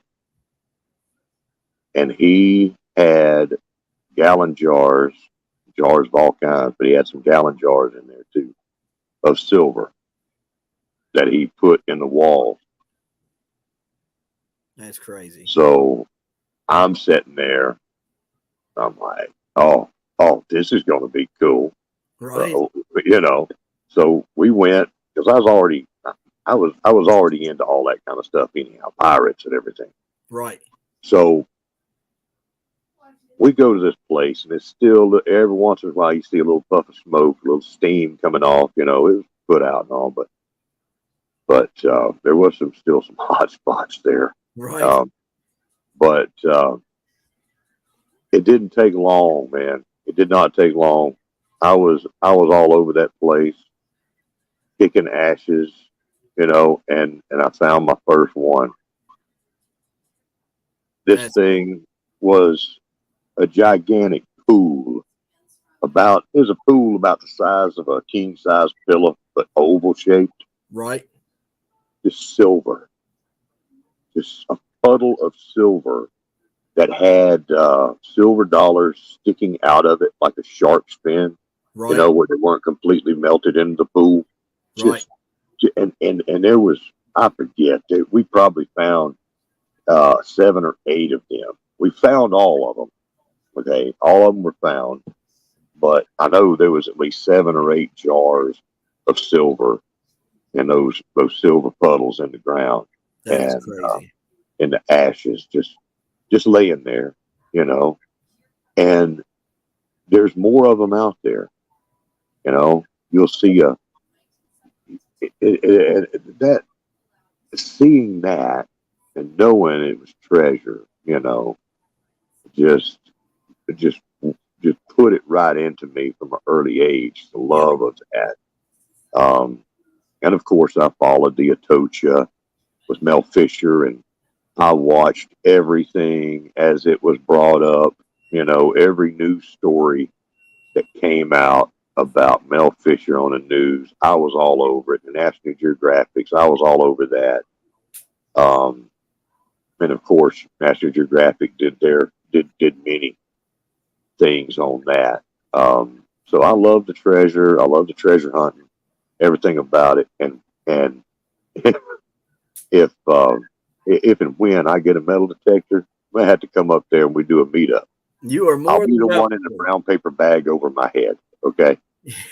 I'll have the mask on. You're more welcome to. There is some very, very cool places that I want to go to metal detect some. And one of them happened to be down where I used to live before we moved here. There is an old wagon trail that goes along the side of the mountain that they went down about anywhere between 60 and 100 foot below the old wagon trail and cut the main road on that mountain down through Deepwater. And it's like I said, it's on Deepwater Mountain. And I would love to get out there on that old wagon trail and metal detect that old wagon trail. You'd have to do it in the wintertime, of course, because, you know, in the summertime, it's just way too grown up. You'd never be able to really swing the detector for all the weeds and stuff. But would love to get up there and do that. There's some other old places that I know about that would just be fantastic places to go and do some metal detecting. And you never know what you're going to find. You might not find anything, but that is the experience and the fun of treasure hunting, because it only takes that one time to find something that's just going to blow your mind, right? I've went to the beach 2 years in a row in October. As soon as we go to our last way off, we take our last pumpkin to the North Carolina State Fair. We weigh that fruit. We head straight down to South Carolina, and we're on the beach, you know, within a day or two of getting down there to South Carolina. And I'm out there metal detecting. And I have not found anything on them beaches. And I have went, and the beach that we go to is a very, very populated, big money beach. I can't remember the name of it. I just remember it's got a lot of money. My wife might be able to tell me if she's around. But anyhow, I ain't never found nothing. This year we went down there, couldn't find nothing. And I see these people all standing around and looking in the waves and stuff. I'm like, what are they doing? So I started watching, and my son's like, they're finding shark teeth, Dad. And I'm like, sounds like more fun than doing what I'm doing right now, son. And he found this gargantuan great white tooth. I mean, it was massive. And I mean, he was just standing there talking. He was like, yeah, we've been looking. We found a couple little ones. And he looks down at his feet and says, oh my gosh. And he pulls up this big one. And these ladies are standing there going, oh, you felt like, you know, I mean, it was massive. It was big. Where's that tooth at, Jaden? You lost it and ain't found it yet? Goodness, boy. Anyways, we found, I think there was like 20 or 30 teeth that we found that day. And that ended up becoming a lot of fun. You know, that's really what it's all about with what I do. I just want to have fun. You know, if I'm not having fun metal detecting at the time, find shark teeth and have fun. You know, there's nothing wrong with changing it up, you know, just to try to do something and spend time with the kids and make it memorable for them, you know. There's a YouTube channel called The Gig Master, or just Gig Master. Okay. He got that name from Gig and Flounder. Do you know that channel? No, I don't know that one. I have to look it up. He does a lot of stuff off the North and South Carolina coast. He finds a lot of cannonballs out in the estuary areas. Okay. He beach detects a lot. He even gets some flounder gigging in and stuff like that. He's a great guy. Very clean channel. And finds some awesome stuff. I highly recommend Gig Master. Okay. I'll check that out. Yeah. You know, you had your beach story, and I had one time a long time ago when me and my wife were dating. We were like, you know, fiance kind of thing, and we were down there with her family on on a trip, a vacation trip. And we were down there in the surf line, right there at the beach, and she was playing with some shells, right? Looking for shells in the surf. And there was a guy going as metal detecting. He'd been out there all morning cussing because people were losing pennies and stuff and throwing pennies out there, Right. Made him so mad. And bless his heart, he was out there metal detecting, and he had made his way over there to us. And I swear it was a terrible thing. Okay. But my wife said, "Hey, honey, I felt something funny in here." And Right. I said, "What'd you find?" "Yeah, I don't know. It felt like a ring." I said, "You're kidding me." She says, "No, help me look for it." So we're looking, trying to feel through all these shells that you couldn't see because the surf washing up and everything. And she said, "Oh, I found it." And she pulled it up. And I am not joking. She a 10-carat ladies gold nugget ring with a diamond in it. And she had it in her palm. That's And crazy. then the next wave washed it. And we're like, "Oh my gosh." So we found it again and got sand off of it, cleaned it up, and it fit her finger. Okay. That's crazy. And And then the you man, proposed? And then you proposed? no. And the guy was over there close to us, and he'd taken notice of our excitement. Right. And I said, "Hey, look what, and we might have been married. I don't know. It was a long time ago. My memory's switched cheese. But so look what we found. Look what my wife found. Right. It's a 10-carat gold nugget ring with a diamond in it. And that man, he cussed me because he really thought that we were messing with him, but we were not. Right. And I felt so bad for the guy. I said, no. I love metal detecting. I'm not messing with you. She just found it, Right. But it did with all the stuff that he had that day going on. It was just, you couldn't make it look like a good situation, Right. And so he had to go off with a bad day. And that ring, she gave that ring to her niece, and 2 weeks later, it was lost in the grass. You know where it was lost at? Yeah, I do, but I'll come find it. That is at the Eye of Sauron right there. Okay, I'm not going back there. That's Okay. at the ex-mother-in-law's house. So Okay. we're just gonna. Well, you tell me where it's at. I'll go there. Yeah, I know where it is, but Listen, I ain't going back there. There. I know of a place. Let me show you this real quick. So there's that shark tooth that he found. Dude. Yeah. That is an awesome bit of fossilized history right there. Yeah, it is. Let me see. That was the back. There's the front. Yes, sir. I mean, he just looked down at his feet, and there it was. And I mean, we were just finding these little old, like I said, we found 20 or 30, and he found that. I was so happy for him. But I know where there's a $10,000 ring at. So my great grandmother's house, my uncle was staying there, which was her son. It was my great uncle. Her son was staying there with his wife. And she had misplaced a ring or something. I don't know. There's a ring gone over there in the yard. I know it's in the yard. Nobody ever found it in the yard. And if I knew that these people would let me go, I don't want to go over and be like, "Hey, I want to metal detect this. I know where there's a ring out here, and I want to find it." I've always tried to think of how could I say was my grandmother's house. I'd like to metal detect it for toys, right? And then no good and well, I'm going to find that ring probably more than likely, and then I'm going to want to put it in my pocket because, well, I knew that it was lost there and I'm going to want it. And, most of these homeowners are going to be like, "Oh, no, I own the land. I want the stuff, Yeah. So I've been trying to think of for the past 2 years, how can I go on there, find that ring, have a good conscience and say that I didn't find anything, and find what I did, whatever, show them all of it but the ring, and put the ring in my pocket and walk off with that good conscience and know that I didn't have, you know what I mean?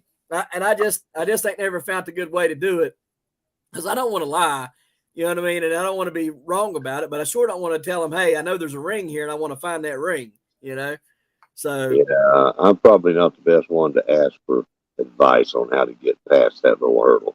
yeah, well, I know what I probably should do. Just keep my mouth shut, find the ring, put it in my pocket, and if I find anything else, let them have whatever. I didn't say that. I cannot.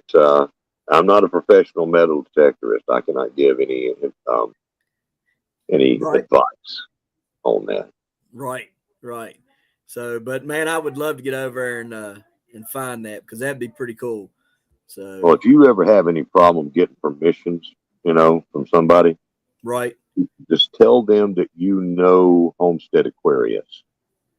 Not that we're friends, okay, but you can tell them that you know me. Okay. And that might help you. Okay. It might get you shot. Either way. Right. Oh no. We'll see. We'll see how it works out. Oh. So, yeah. But yeah, there's a lot of places I'd like to go. If you ever get a metal detector, you're more than welcome to come up here and we'll try to go do something. We'll find somewhere to go and see what we can't find. So I love doing it. Kentucky was the main contested skirmish line. Right. Everything there was shot up and burned down and trumped over, and Kentucky's got a lot of history there. It does. West Virginia's filled with it too, especially right here where I'm at. I'm in southern West Virginia. I'm 20 minutes. I can be in Virginia in 15 minutes, 20 to 15 minutes. I keep wanting to put you in Kentucky. Yeah. Yeah, in West Virginia. Yeah, West Virginia. Yeah. All that up in there. I mean, there's tons of history up in here. In fact, they done banned metal detecting from Carnifax Ferry. You can't even go in there with a metal detector anymore. And their whole reasoning is you might set a mortar off. Yeah, right. Yeah, that mortar ain't going off. Huh? Might set a what off? Mortar. A mortar. A hoarder? Mortar. MORTOR. Mortar. No, that's motor. Mortar. Oh, might set a mortar. Yeah, you might set a mortar off. Okay. MORTAR. Okay, like an unexploded mortar. Yeah. That is, for years has been, decomposing and rotting, and gunpowder is soaked. Yeah. Yeah, because it's just going to blow up because the metal detector went over it. That's right. Yeah. There's good stuff out there. There is. I've got a buddy of mine in Mobile that used to go and he had bottle digging sites, jugs. He dug up jugs and bottles of all kinds. And there's a channel called Exploring Alabama, I believe, and he goes all over the place finding stuff. It's out there. You'd be driving on the road somewhere and you'll see a patch of daffodils in a line in the woods, and there used to be a house there. Yep. Right. Just off the mountain where I live, down in the valley, there used to be a big Indian village. It was a big one, and they were putting in a bridge, and doing the excavation work for the bridge, they started digging up artifacts left and right. Shut all that construction down, and they went in there with the full crew, and for a couple of years or so, they got all kind of stuff out of there. And I went to work for a place that was later built there, and found a pipe, because it was fairly new construction. I found an old clay pipe. That's cool. That was there, and got some friends of mine I'm going to give that to. Tell there's stuff out there. It's getting permission, and folks get in the way of, and you're going to find there all kinds of folks. You're going to find the good ones and the bad ones. But a lot of people it's easier to say no. The heck with you and whatever you say. Just leave me alone. I'm in my bubble. I'm scared of the world. Yep. That kind of thing. Yep. It's getting harder and harder to get permission or goodwill out of anybody nowadays. It is. And what's sad because of that is we're losing that history every day. Because every day there's a new road paved over that history. Every day there's a new building or a parking lot paved or built over that history, Yep.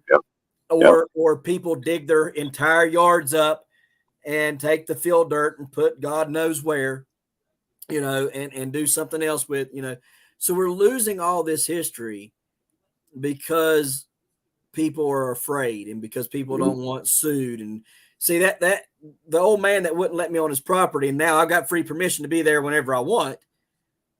That was his biggest thing. He was so worried that I would get hurt and sue him because he didn't know who I was. Yeah. Right. And now that he knows who I am, he knows my character, he knows how I am. Well, come up here anytime you want, metal detect. I forget which one it was. And it might have been Nugget Noggin, but there was a young metal detector, and he did an episode and he showed how he gets permissions, and he hits a lot of places. Okay. Right. But he's got a form he carries with him. He's got a letter. Yep. That's like, hey, this is who I am, and this is my driver's license number, and he's got a picture of it on there, whatever. It's like, I promise to hold you harmless of anything that can happen to me. I'm here under my own, blah, blah, blah. And so it gives them a disclaimer. Right. Tells them everything about who he is. See, and, here's my signed signature. I'm protecting you with this. You may have this. If you give me permission, you'll have this or be nothing. He gets a lot of stuff. Of course, I guess he's also, very innocent looking. Your looks will get you everywhere, right? So this innocent baby face comes up and has to do something like that. He presents himself well, and he's got a form. He gets a lot. Right. See, I've got one too that I've wrote up, that says, look, you're not liable for anything that happens to me. If I get hurt on your property, I will not come for you, looking for any, any kind of, whatever. I can't remember the word of it. Anyhow, basically, they're not liable for anything. And I'm going to be able to take care of all my own doctor bills and everything else. Right. And I'm not going to sue them. And you still wouldn't believe how many people are just like, nope. That old man told me point blank when I showed him that piece of paper. He said, that piece of paper is worth about as much as a piece of toilet paper is. Yeah. He said, what he told me, he said, there's always a loophole. Yeah. Yeah. And he's right. He just didn't know you didn't want no part of it, Right. So, that's really where, again, community, knowing who you are, and having that relationship with people within the community, and people know who you are and stuff, and they'll deal with you. It's the same thing I have right now. There have been so many people I have reached out to, to come on and be on, the live stream with us here. And there's a bunch of them that will not even respond. They'll read it and they'll just, nope, ain't going to respond. There's some of them read it and they're like, no. And, one guy said, I'm not going to say who it was. It was a fairly big channel, over 500,000 subscribers. Just looked point blank told me, said, why would I help you build your channel? Yep. I thought, well, that's not why I wanted you on here. I wanted to talk about chickens because you're one of the best people on YouTube for chickens. Like not just chickens that are, breeding or just laying eggs. I'm talking about fancy chickens like what we got, the Saramas, the silkies, the naked neck stuff, you know, all this fancy stuff that we got here, the melanistic pheasants, the different types of pheasants, the different types of quail, and all that stuff. You know, I wanted them on to talk about these birds because they've got tons of different birds. They got emus and everything. You know, Yeah. when I wanted them on to talk about the birds, I didn't care that they had 500,000. I don't look at a channel if they have one subscriber, they got 500,000. I don't look at them any different. You know, they're just people to me, right? And they just plain old out said, "Why would I help you build your channel?" Well, that's not what I wanted you for, but okay, I won't ask you again. You know, so I mean, not that I'd be doing them any favors, but you know, because I'm just a nobody, but it's just the attitude people have, you know, there used to be some channels, I won't mention their names, but they used to do these shout outs every Friday, you know, as they were coming up and they were having 30 and 40 and 50,000 subs, they would do shout outs of different channels that had, you know, 1,000 subs or whatever. And they would, and they would help build those channels up and, you know, and just give them shout outs and stuff. And as they've gotten bigger, they've quit that. And, you know, you can write them, you can talk to them or whatever. And it used to be some of them would write you back. And now those same ones, you won't hear hiding their hair from them, you know? That's right. And I'll be honest with you, I want nothing to do with channels like that. Nothing. You know, if I woke up tomorrow and had 1 million subs, I'd act no different than I do today. You know? Yeah. I mean, why would I? I mean, I told a guy last week, well, no, it was actually this week. And I said, listen, I'd rather be a nobody and have a ton of friends than a somebody and have only those who are looking for something or wanting something. That's right. You know, so it's just this is the world we live in anymore. You know, people kind of forget who they are and forget their way and stuff. Eric Hale's been here since before I had 500 subs. All right. Oh, really? Eric Hale has been here since, I think he's been here since before I had 90 subs. When did you get started? I got started in March or April of 2021. Is whenever I started the channel. Okay. And Eric's been here since, I think, just a little bit into the summer of 2021. And you know, he'll tell you, I have not changed one bit. I'm the same. I did not know that you knew Eric. He's a good dude. Eric's a good guy. Yeah, he's a great guy. I really like Eric. So you know, I it's just who I am. I mean, I'm not going to let anything, you know, change, you know, who I am and how I do things. And I always make sure at the end of these videos that I tell people, look, if you want to come on, all you got to do is reach out to me and let me know you want to come on, you know, and I'll be more than glad to have you. You know, you don't have to have a bunch of subs to come on my channel. That's not what it's about. It's about building that community, building that relationship, and having friends, because there's going to be something I don't know how to do that you're going to know how to do, or vice versa. And we need each other, you know? Yeah. Yeah. Well, that's going far as a group is the way to go. You help one another. And then, you know, if you did have 1 million subs, right? And if you had 50,000 views or 100,000 or 200,000 views on each video, you would be limited, you know, like, you know, what you could do for everybody. That's just the nature of the beast. You know, and I think there's not too many people that can honestly say that they wouldn't like to have 2 million subscribers, you know, right. And have 100,000 views every time you go live, or whatever, on any video. You know, that's where we'd all love to be. And I hear a lot of people that try to deny that. You know, that's the one thing. It's like, you know, I don't ever want to be a big channel, but, you know, can you help me with a few? You know. No, I mean, my goal is to be big. Yeah. I like it when folks are honest. Yeah. I mean, that's my goal. A lot of people will sit there and they'll rail. I hear people just running down anybody that's monetized, right? It's like, I don't care about getting monetized. I don't care. And you hear about it. It's like it's a sin to make money. And Right. then they get, at that time, they get closer to that 1,000 mark, because they've been like a duck on the surface. They call me saying that they don't want it, but under the surface, they're paddling like crazy to get there, right? Yep. And so when they get almost to 1,000, they all of a sudden they change their mind. Mm-hmm. It's like, well, I didn't really want to be a monetized channel, but I'm so close now. Can you help me get over that there? It might be nice to make a little money off of it. Right. Right. Oh, Yeah. All of a sudden, right? Just all of yeah, a sudden. all of a sudden. Yeah. Right. Yeah. I Yeah. mean, that should be all of our goal, though. All of It us should should have the be. goal to have a bigger channel. You know what I Yep. mean? I I have mean, known people. I've known people that truly, okay, they only used YouTube to make videos for their friends and family. Okay. I have known a few people like that.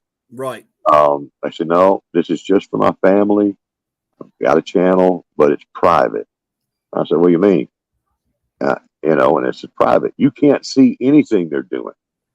Right. It's completely private. They share links back and forth or whatever. There's only a few, and they talk to each other. They show home movies from like the Philippines or Alaska or wherever. They're far apart, and so they keep up with family like that. But ain't nothing wrong with making money. And if you've got something and you're delivering something of value, um, there to me, that's a good way to make money. It's honest work. Right. Um, And it is work. It is a lot of work. it is work. It is. I had And somebody tell me there was a guy, I ain't trying to interrupt. There was a guy that I helped start. He's asked me a lot of questions about YouTube and stuff. He just started his channel. He literally just started this thing. He's already got 300 and some subscribers. there you Okay. go. Like boom. And he was like, Ryan, I don't know how you do it. He was like, this consumes every extra amount of time I have. He was like, and you're pumping out videos almost every day, at least pumping out shorts every day. And because I used to pump out a video every day, and I've slowed down off of that now. I mean, I've already got over 1,100 videos posted, and it used to be at breakneck speed, but I just can't do it anymore like that, It'll man. wear you out. It wore me out for real. But he said, I don't know how you do it. And I said, it's not easy. You just gotta grind it out, man. Just grind it out. And sometimes the videos are going to suck. That's just part of it, but just get it posted because you'll get rewarded in the end for it. You know what I mean? Yeah. But you just got to grind them out. And here, like right here, Where to Begin Homestead said, I tried asking question from a bigger channel about my grow tunnel, and they said to answer my question it would be $65 an hour. That's just crazy, crazy. I mean, if somebody wanted to know something, I'm going to tell them, here, this is how you do it. Call me up, whatever you need, whatever, right? Yeah. I'll make my money off my sponsorships, and I'll make my money off of the YouTube channel and off of merchandise or whatever. I don't have to charge my fellow YouTubers to freaking talk to them. You know what I mean? Like, that's just insane. Yeah. I haven't yet. I'm not monetized yet. Okay. Right. I qualify, but I haven't completed the steps. Right. Hold on just a second. I just did get my AdSense in the other day. Woohoo! I got it in right here. Ah, looky. I got it in yesterday. I can finally get a paycheck. If there's any money there, yeah, you got to make like $100 before you get paid. But I finally got that AdSense thing in. Only took 3 months, 4 months.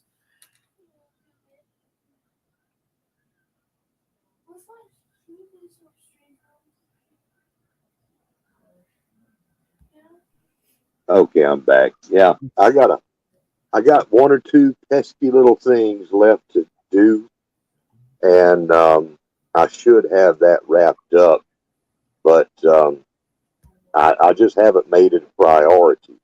It's been my main focus has been in the community, and the competition that we do, and it's synonymous with us. It's when you say community, it's also competition. Right. We generally have what is a community of friends that have been with each other for a while doing this.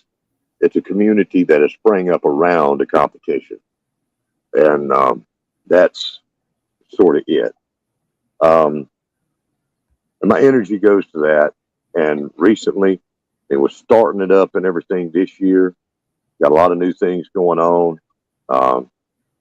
I'm answering questions. I'm bringing people in, doing a lot of stuff and support.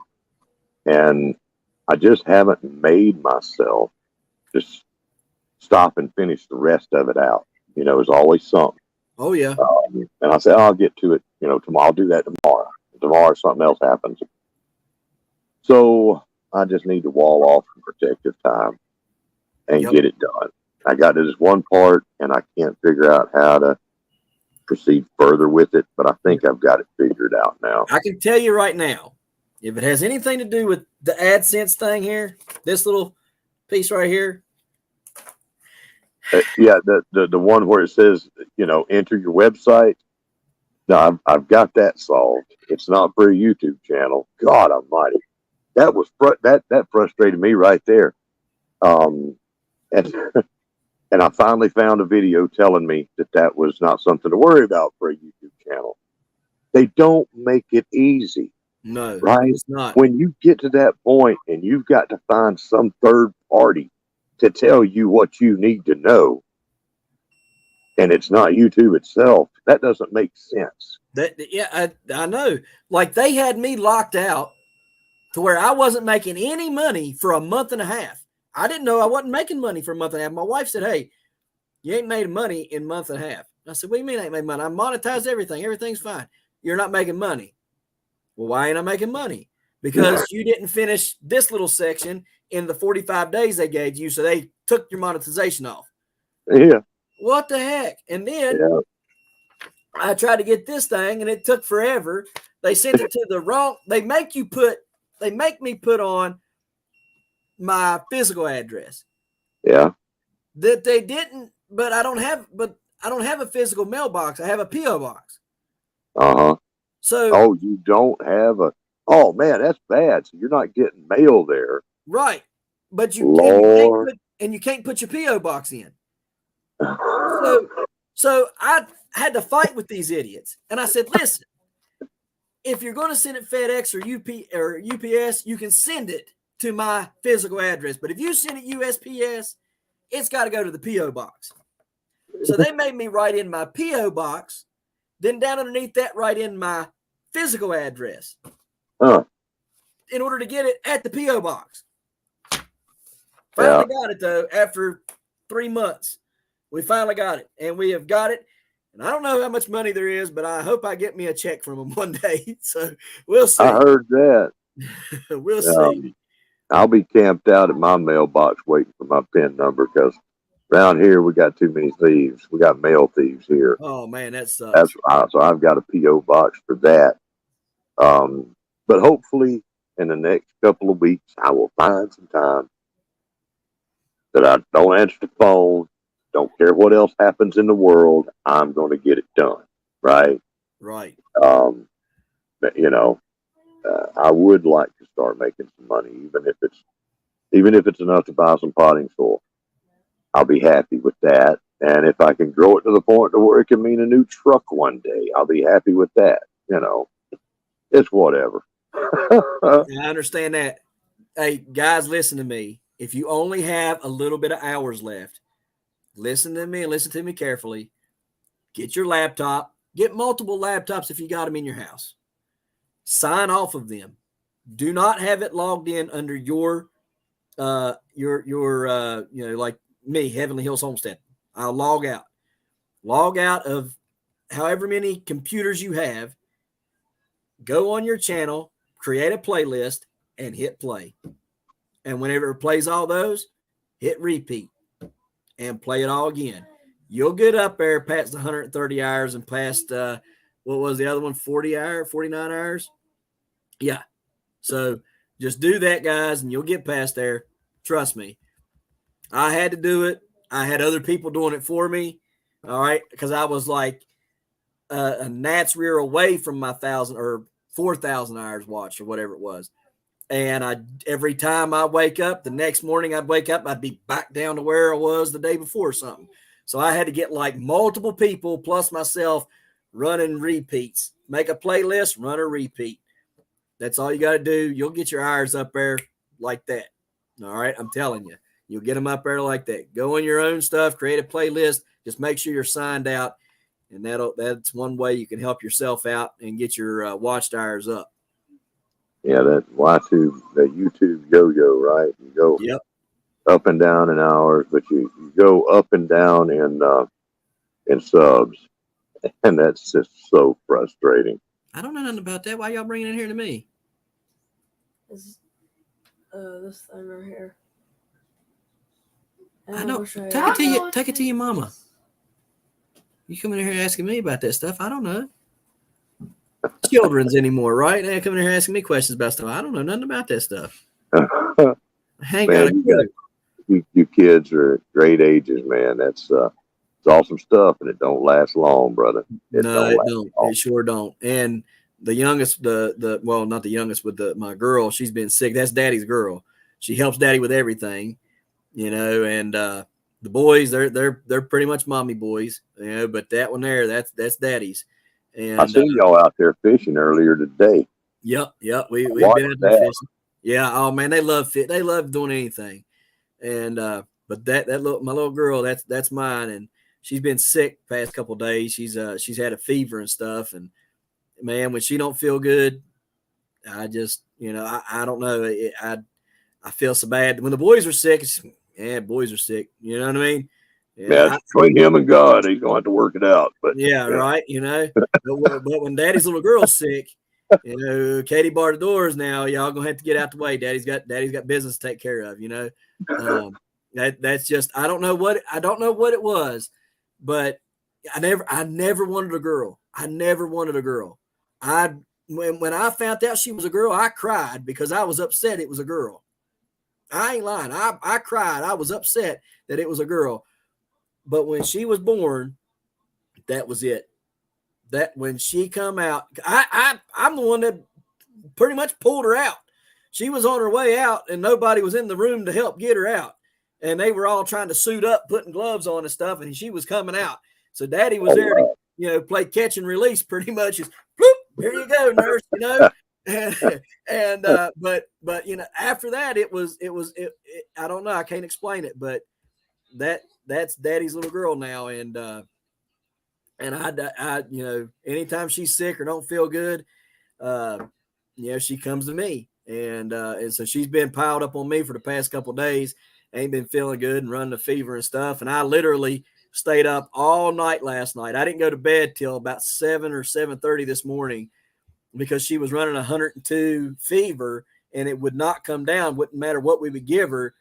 And the last time she ran a fever like that, she woke up and it was 104.5. Now you talk about scary. There ain't no hospitals very close to us, and you got 104.5 fever. That's scary stuff. We had to put her in the tub and run warm water on her, and then just kind of bring it down a little bit at a time. And got that fever to come down. But man, that was scary, and so I didn't want that to happen again. And so I stayed up all night, just checking on her fever, making sure she was okay, and holding her, and then got me a little bit of a nap and got up and got at it today. But that, like I said, that's mine. That's my little girl, and she's my little helper everywhere I go. She always wants to help out in the patch and stuff, don't you? Yeah. So bless her, and bless you, man. I've been there. I have been there with the kid that had like 104, and would put it in the tepid bath water and all that, and be sitting there worried. That's scary. That's very scary. It's scary. You're getting in brain damage mode. You know what I mean? And so I don't know, but my kids mean everything to us here. Without them, You know, this place don't function without the kids. You know, That's right. It changes, man. Once you have kids, everything changes, and you that's know, right. That's right. you're scared to death when you find out you're going to be a dad and a mom, and you ain't never been there before. And each time you do, but I mean, once you have kids, it completely, like, really separates who you were before then. You know, Yep, it it's does. like oh, it's real now. You know, it becomes very, very real, very fast. You know? Yes, it does. Because you can sit there and think you're prepared all you want while your wife is pregnant, but it ain't until they come that you really get, you know, smacked in the face with reality. You know. That's right. But change on you. Yep, and sometimes you got to grow up real fast. And I tell you right now, when she came though, that was it. You know, Daddy's rough on them boys, but I'm easy on her. But it's vice versa. Mommy's tough on her, you know, and easy on the boys. So that's right. It's just weird how that happens. It's a weird balance, ain't it? Y'all criminals. Right, right. Put them in a boot camp. Make them learn everything. Got to be tough as nails. That's right. You know, you get in that kitchen and you get in there with knives and gasoline and get some dirt on your fingers and go eat your sandwich outside in the garden while you're planting. Let me see 20 push-ups out of each one of you right now. Yep. I mean, that's what they need, though. They need that tough love. They need to be shown. That's the reason why America is the way it is today. We've not made them right there. You know, we've not made them do it. We've gave it to them. We spoon fed them, and then we expected them to grow up and do something with their life. That's right. They're not going to do it. They don't understand the value of nothing when you do it like that, and they don't care. Yeah, so, and they're not going to find it at the end of a video game controller. No, they won't. No. So we finished going through all these comments here. Yeah. No, you don't have to delete the playtime the play history each time. At least I didn't have to. I just kept replaying, and it worked for me. I didn't have to delete it. Tennessee Bushcrafter. Yeah, there's so many myths about YouTube and what you can do to help yourself and help other people, and because they're changing stuff all the time, constantly. You know, and now they made it to where you can be monetized at 500 and less. I think. Well, the shorts. There's something to do with the shorts. Yeah. There's something new with the shorts that can get you monetized quick. Yeah. What I'm seeing looks like you're monetized at 500 now instead of 1,000. Right. The shorts has got another thing, and it may be just the shorts, but it looked like it was just generic monetized at 500.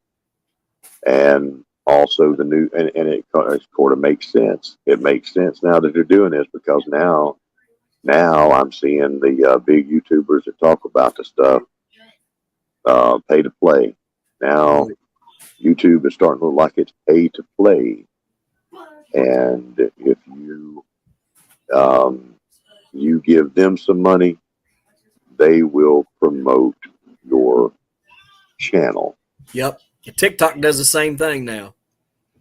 And I tell you something about TikTok. If any of y'all got TikTok, I've had TikTok for a little over a year now. I've had 8,000 subs since like December or something, right? And it's only climbed up like 500, 600 subs in the past few months. And every time it goes up, like let's say today I started out with 8,678. I'll go all the way up to 8,690, and by the next day I'll be back down to 8,678. Now, how come I can't get traction to get to 10,000 to where I can monetize it? I know it.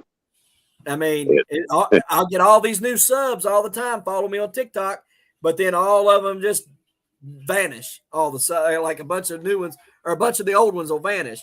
And so I Yeah. really think you're onto something there with that pay to play, because I get emails constantly from TikTok and groups within it saying, "Hey, if you want to boost your reach, you can pay me $5.99 a day or $50 a month or whatever. We'll boost your reach and we'll get you out there and blah blah blah." So yeah, it's definitely getting into that pay to play kind of thing. Yeah. The golden age of success on YouTube, I think, has passed. It's still possible. So our efforts are not necessarily in vain, but Right. it definitely, the best time so far in the history has been back in the day, Yep. right? But that's not stopping everybody from having that dream, Right. Right. If we would have started 6-7 years ago, we would be up there with Arms Family, Cog Hill, Keeping It Dutch, all them. Yeah. And they change it so much. And you know what? YouTube is going to be a thing of the past one day, and it'll be something else. Yep. And I'll be the old dog on the porch. And I'll just be sitting up there barking. I'm Right. almost that dog now. You say you what did you say? You're 38 years old, man. You still I'm a 38. puppy. Yep, I am. I'm still wet behind the ears.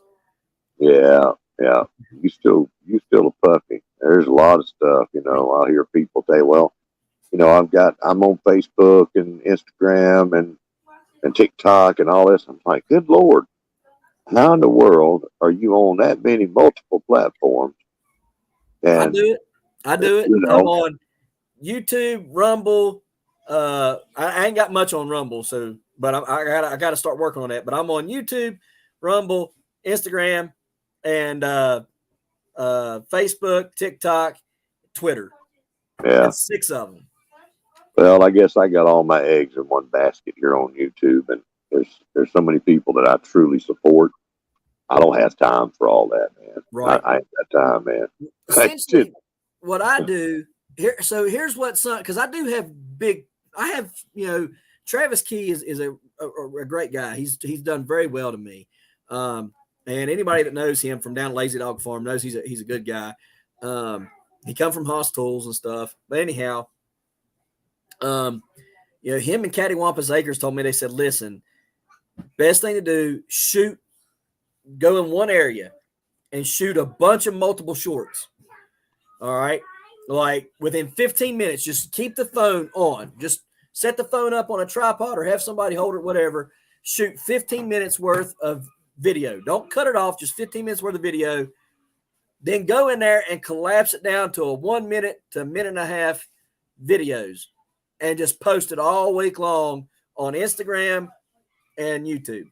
And between Instagram and YouTube shorts, that should help boost it. Well, I don't just do that. I put them on TikTok and stuff too. So, that kind of helps some, but like I said, you get into this funk.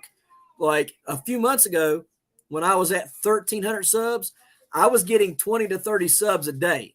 And then all of a sudden it just went like that. Now I get 5 subs a day, so it's weird how things happen. It's weird how some shorts will blow up too. Just all of a sudden, just boop, Yeah. The shorts amaze me. Yeah, it's like what will take off and what won't. And I don't have any of those shorts that have made it over a few thousand. I never have a viral thing, but I go to Walmart and show people the half-gallon canning jars are being sold, and that one goes up to like almost 3,000 in just a few days. Or rescue frog off the road, and people wanted to see that, but I don't have any viral shorts at all. I don't have any either. I mean, I don't know what you consider viral. I've had some I had one on TikTok go over like 2 million or something, but Well, there's a viral thing there for you then. 2 million, that's pretty good. But it was it was about a credit card chip that you can take the credit card chip and keep them. And if you're going to throw it away, you might as well just cut it out of the card and keep it. If you keep a bunch of them, their weight is their weight is 0.01 grams or grams of gold in that one credit card chip. Now, say if you just save them up, you get a bunch of money eventually. And really, yeah. And that ended up blowing up. And so I don't have enough credit cards for that to matter, but right. Well, if you just take, the credit cards and then any other scrap that might have gold in it and just save it up, if you saved it up in a year's time, from what I had watched when I made that video, if every American saved up, every American household saved up all the gold that they throw away in the trash can in a year's time, they would have enough to buy one gold coin a year. That's I don't doubt it.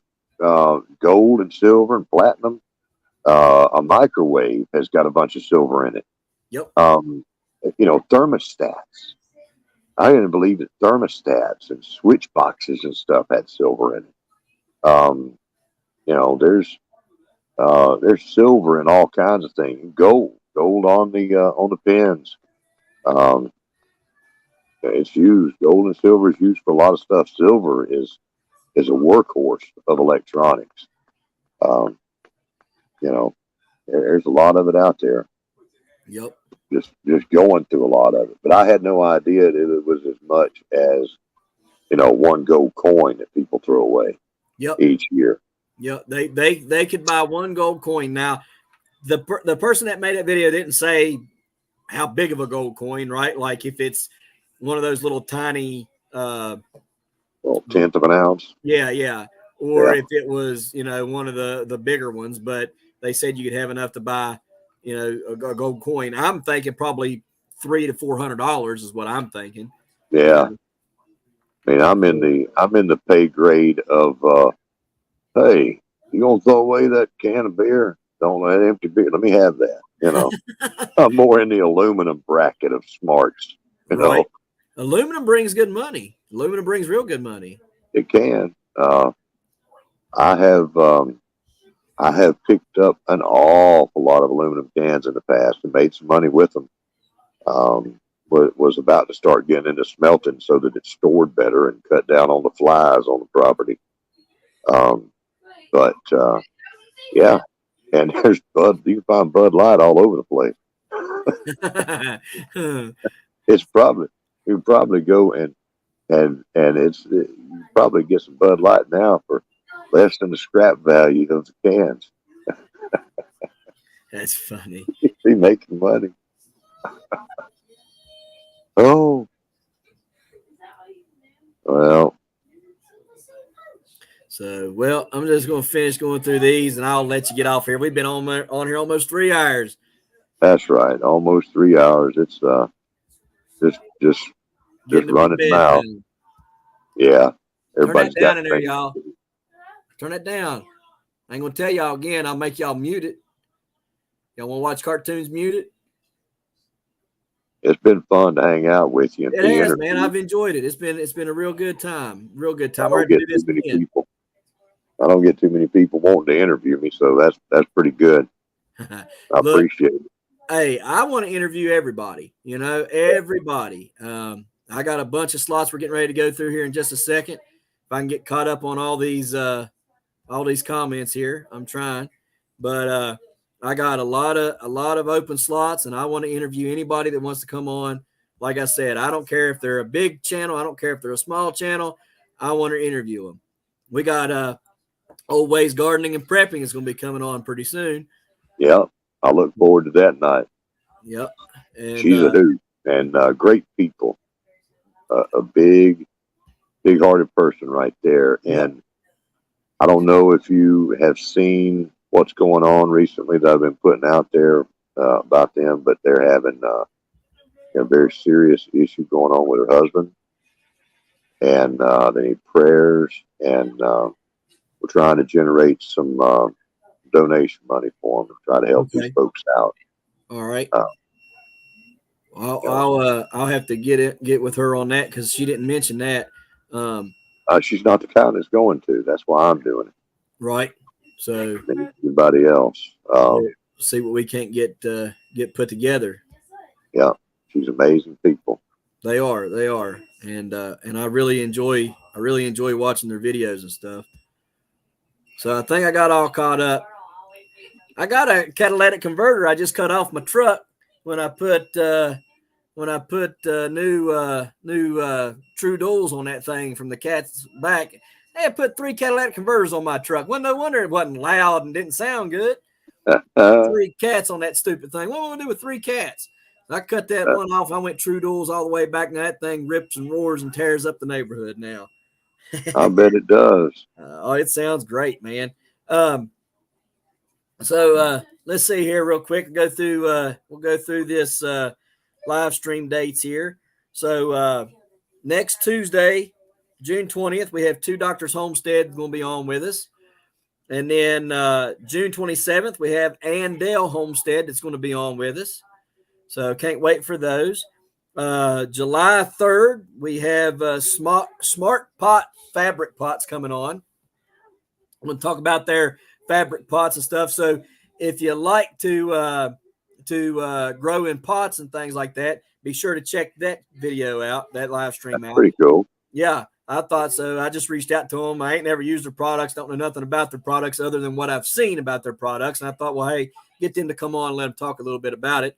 Then on July 11th, we've got Old Ways Gardening and Prepping coming on and stuff. And we're going to see what we can't get done for them on that live stream there, guys, because, just like Homestead Aquarius said, there's some issues going on out there with her husband's health and stuff. And we want to see if we can't get some money donated to them out there and get some sort of a drive going. So let's try to see what we can't do to help Teresa out there and stuff at Old Ways Gardening and Prepping. Okay, guys. And then on the 18th of July, we have Extreme Gardening coming on with Travis Ginger. He's the one that holds the U.S. record at 2,560 pounds for a pumpkin. We're going to have him come on, and we're going to see how our mid-season kind of won't be my mid-season because I ain't got much pumpkin growing out there. I mean, they're growing, but they're not ready to be pollinated. I'd say by the end of the month, I'll be pollinated good. So I'll probably have about 18 days or so of growth. Won't be quite ready to take off. Pumpkins don't take off till about day 25, and then they just start growing exponentially, 25 to 70 pounds a day, sometimes even more in a day. So we won't be right at my midpoint whenever that video drops or whenever we do that live stream. But you guys watch the channel, so you'll be able to see what's going on with my stuff anyhow. July 25th is open. And then August 1st, we have Enoch Graham from the Urban Gardener. He's going to be coming on. Can't wait for that one as well. August 8th, we have Acorn Creek Farmstead coming on. That's going to be a good one, guys. Be sure to check that one out and check that out on Instagram. August 15th, we have Tony from Wakefield Biochar. That's one of our sponsors. Biochar is really, really good. I've used it on several of my plants out there, and you guys can tell a big difference on the ones that we are using it on. But you can also make your own biochar. So there's always that. Then let's see here. July 22nd is open. August 22nd is open. Then August 29th, we have Jesus Loving Homestead coming on. And then September 5th, we have Nicole Smith Gardening. September 12th, we have Chase from Trophy Smack. That's one of our sponsors this year for the YouTube challenge, pumpkin challenge that we got going on. Size Does Matter challenge.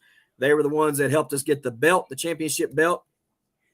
And then September 19th, we have Suburban Homesteader, Wyoming, Arizona. We got Sandy coming back on September 19th. September 26th is open. October 3rd, we have Yogi Hollow Farm coming on to talk to us. Can't wait for that one as well. And then from October 10th all the way through December 26th is open. So if you would like to be on the channel, any of you guys want to come on, I would love to have you on. If you, I don't, you know, Gardening Warrior Q, Garrett Grinder 19, Tennessee Bushcrafter, any of you guys, any of the other ones that I might have missed that I can't see in my chat right now, if you want to come on the channel, I'd love to have you on. All right. So email me at babydrill2119@yahoo.com. And in the subject title, put live stream, and you guys will get you in one of these dates here. Okay, guys? Would love to have you guys coming on. I see what I understand that. Trust me, Tennessee Bushcrafter. But guys, I'm serious. If you guys want to come on, I'd love to have you on. You guys got a lot of knowledge. You've been here. Yes, you too. Would love to have you on, South Florida Sunshine. If you want to come on, love to have you on. Where to Begin Homestead. If you want to come on, let me know, guys. If I ain't reached out to you, it's not because I don't want you on. It's because I've got so much going on, and it's not that I forget about you, but I forget about you. It's not meant to be, okay? I promise you. There's just so many different people. So if you guys want to come on, I'd love to have you on. There's plenty of open dates here. I can send you the schedule. You guys can respond to me what dates you want. If it's open, it's yours. That's the policy here.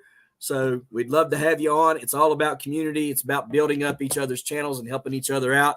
So, guys, that's all I have for tonight. I want to thank Robert from Homestead Aquarius for coming on, sir. It was a pleasure having you on and getting to talk to you tonight. Oh, it's been an honor for me to be here. Thank you for having me up. I appreciate it. Yes, sir. And anytime you want to come back, you are more than welcome, sir. More than welcome. Okay. Well, I guess I'll jump off of here and let you say goodnight to everybody. So, yes, sir. Thank you again. Y'all be good. Yes, sir. Sure will. See you. All right. So, guys, again, thank you guys for watching tonight. Man, that was a good that's the longest one I've had so far, 3 hours, and we're still hanging in here at 10 people. So I really appreciate it. Again, Diva in the Dirt, if you want to come on, Lark's Homesteadist, if you want to come on, guys, if y'all want to come on the channel, I want to have you guys on. Email me, babydrill2119yahoo.com. Live stream in the subject title. I'll send you over the schedule. You guys pick a date. Send me a thumbnail. I'll make the link, send it to you, and we're good to go. Okay, guys? Every Tuesday night, 8 p.m. Eastern Standard Time, guys. So, guys, from here on the Homestead, we appreciate you watching, and we'll see you tomorrow right here in the Hollers and Hills of West Virginia. See y'all. Have a good night.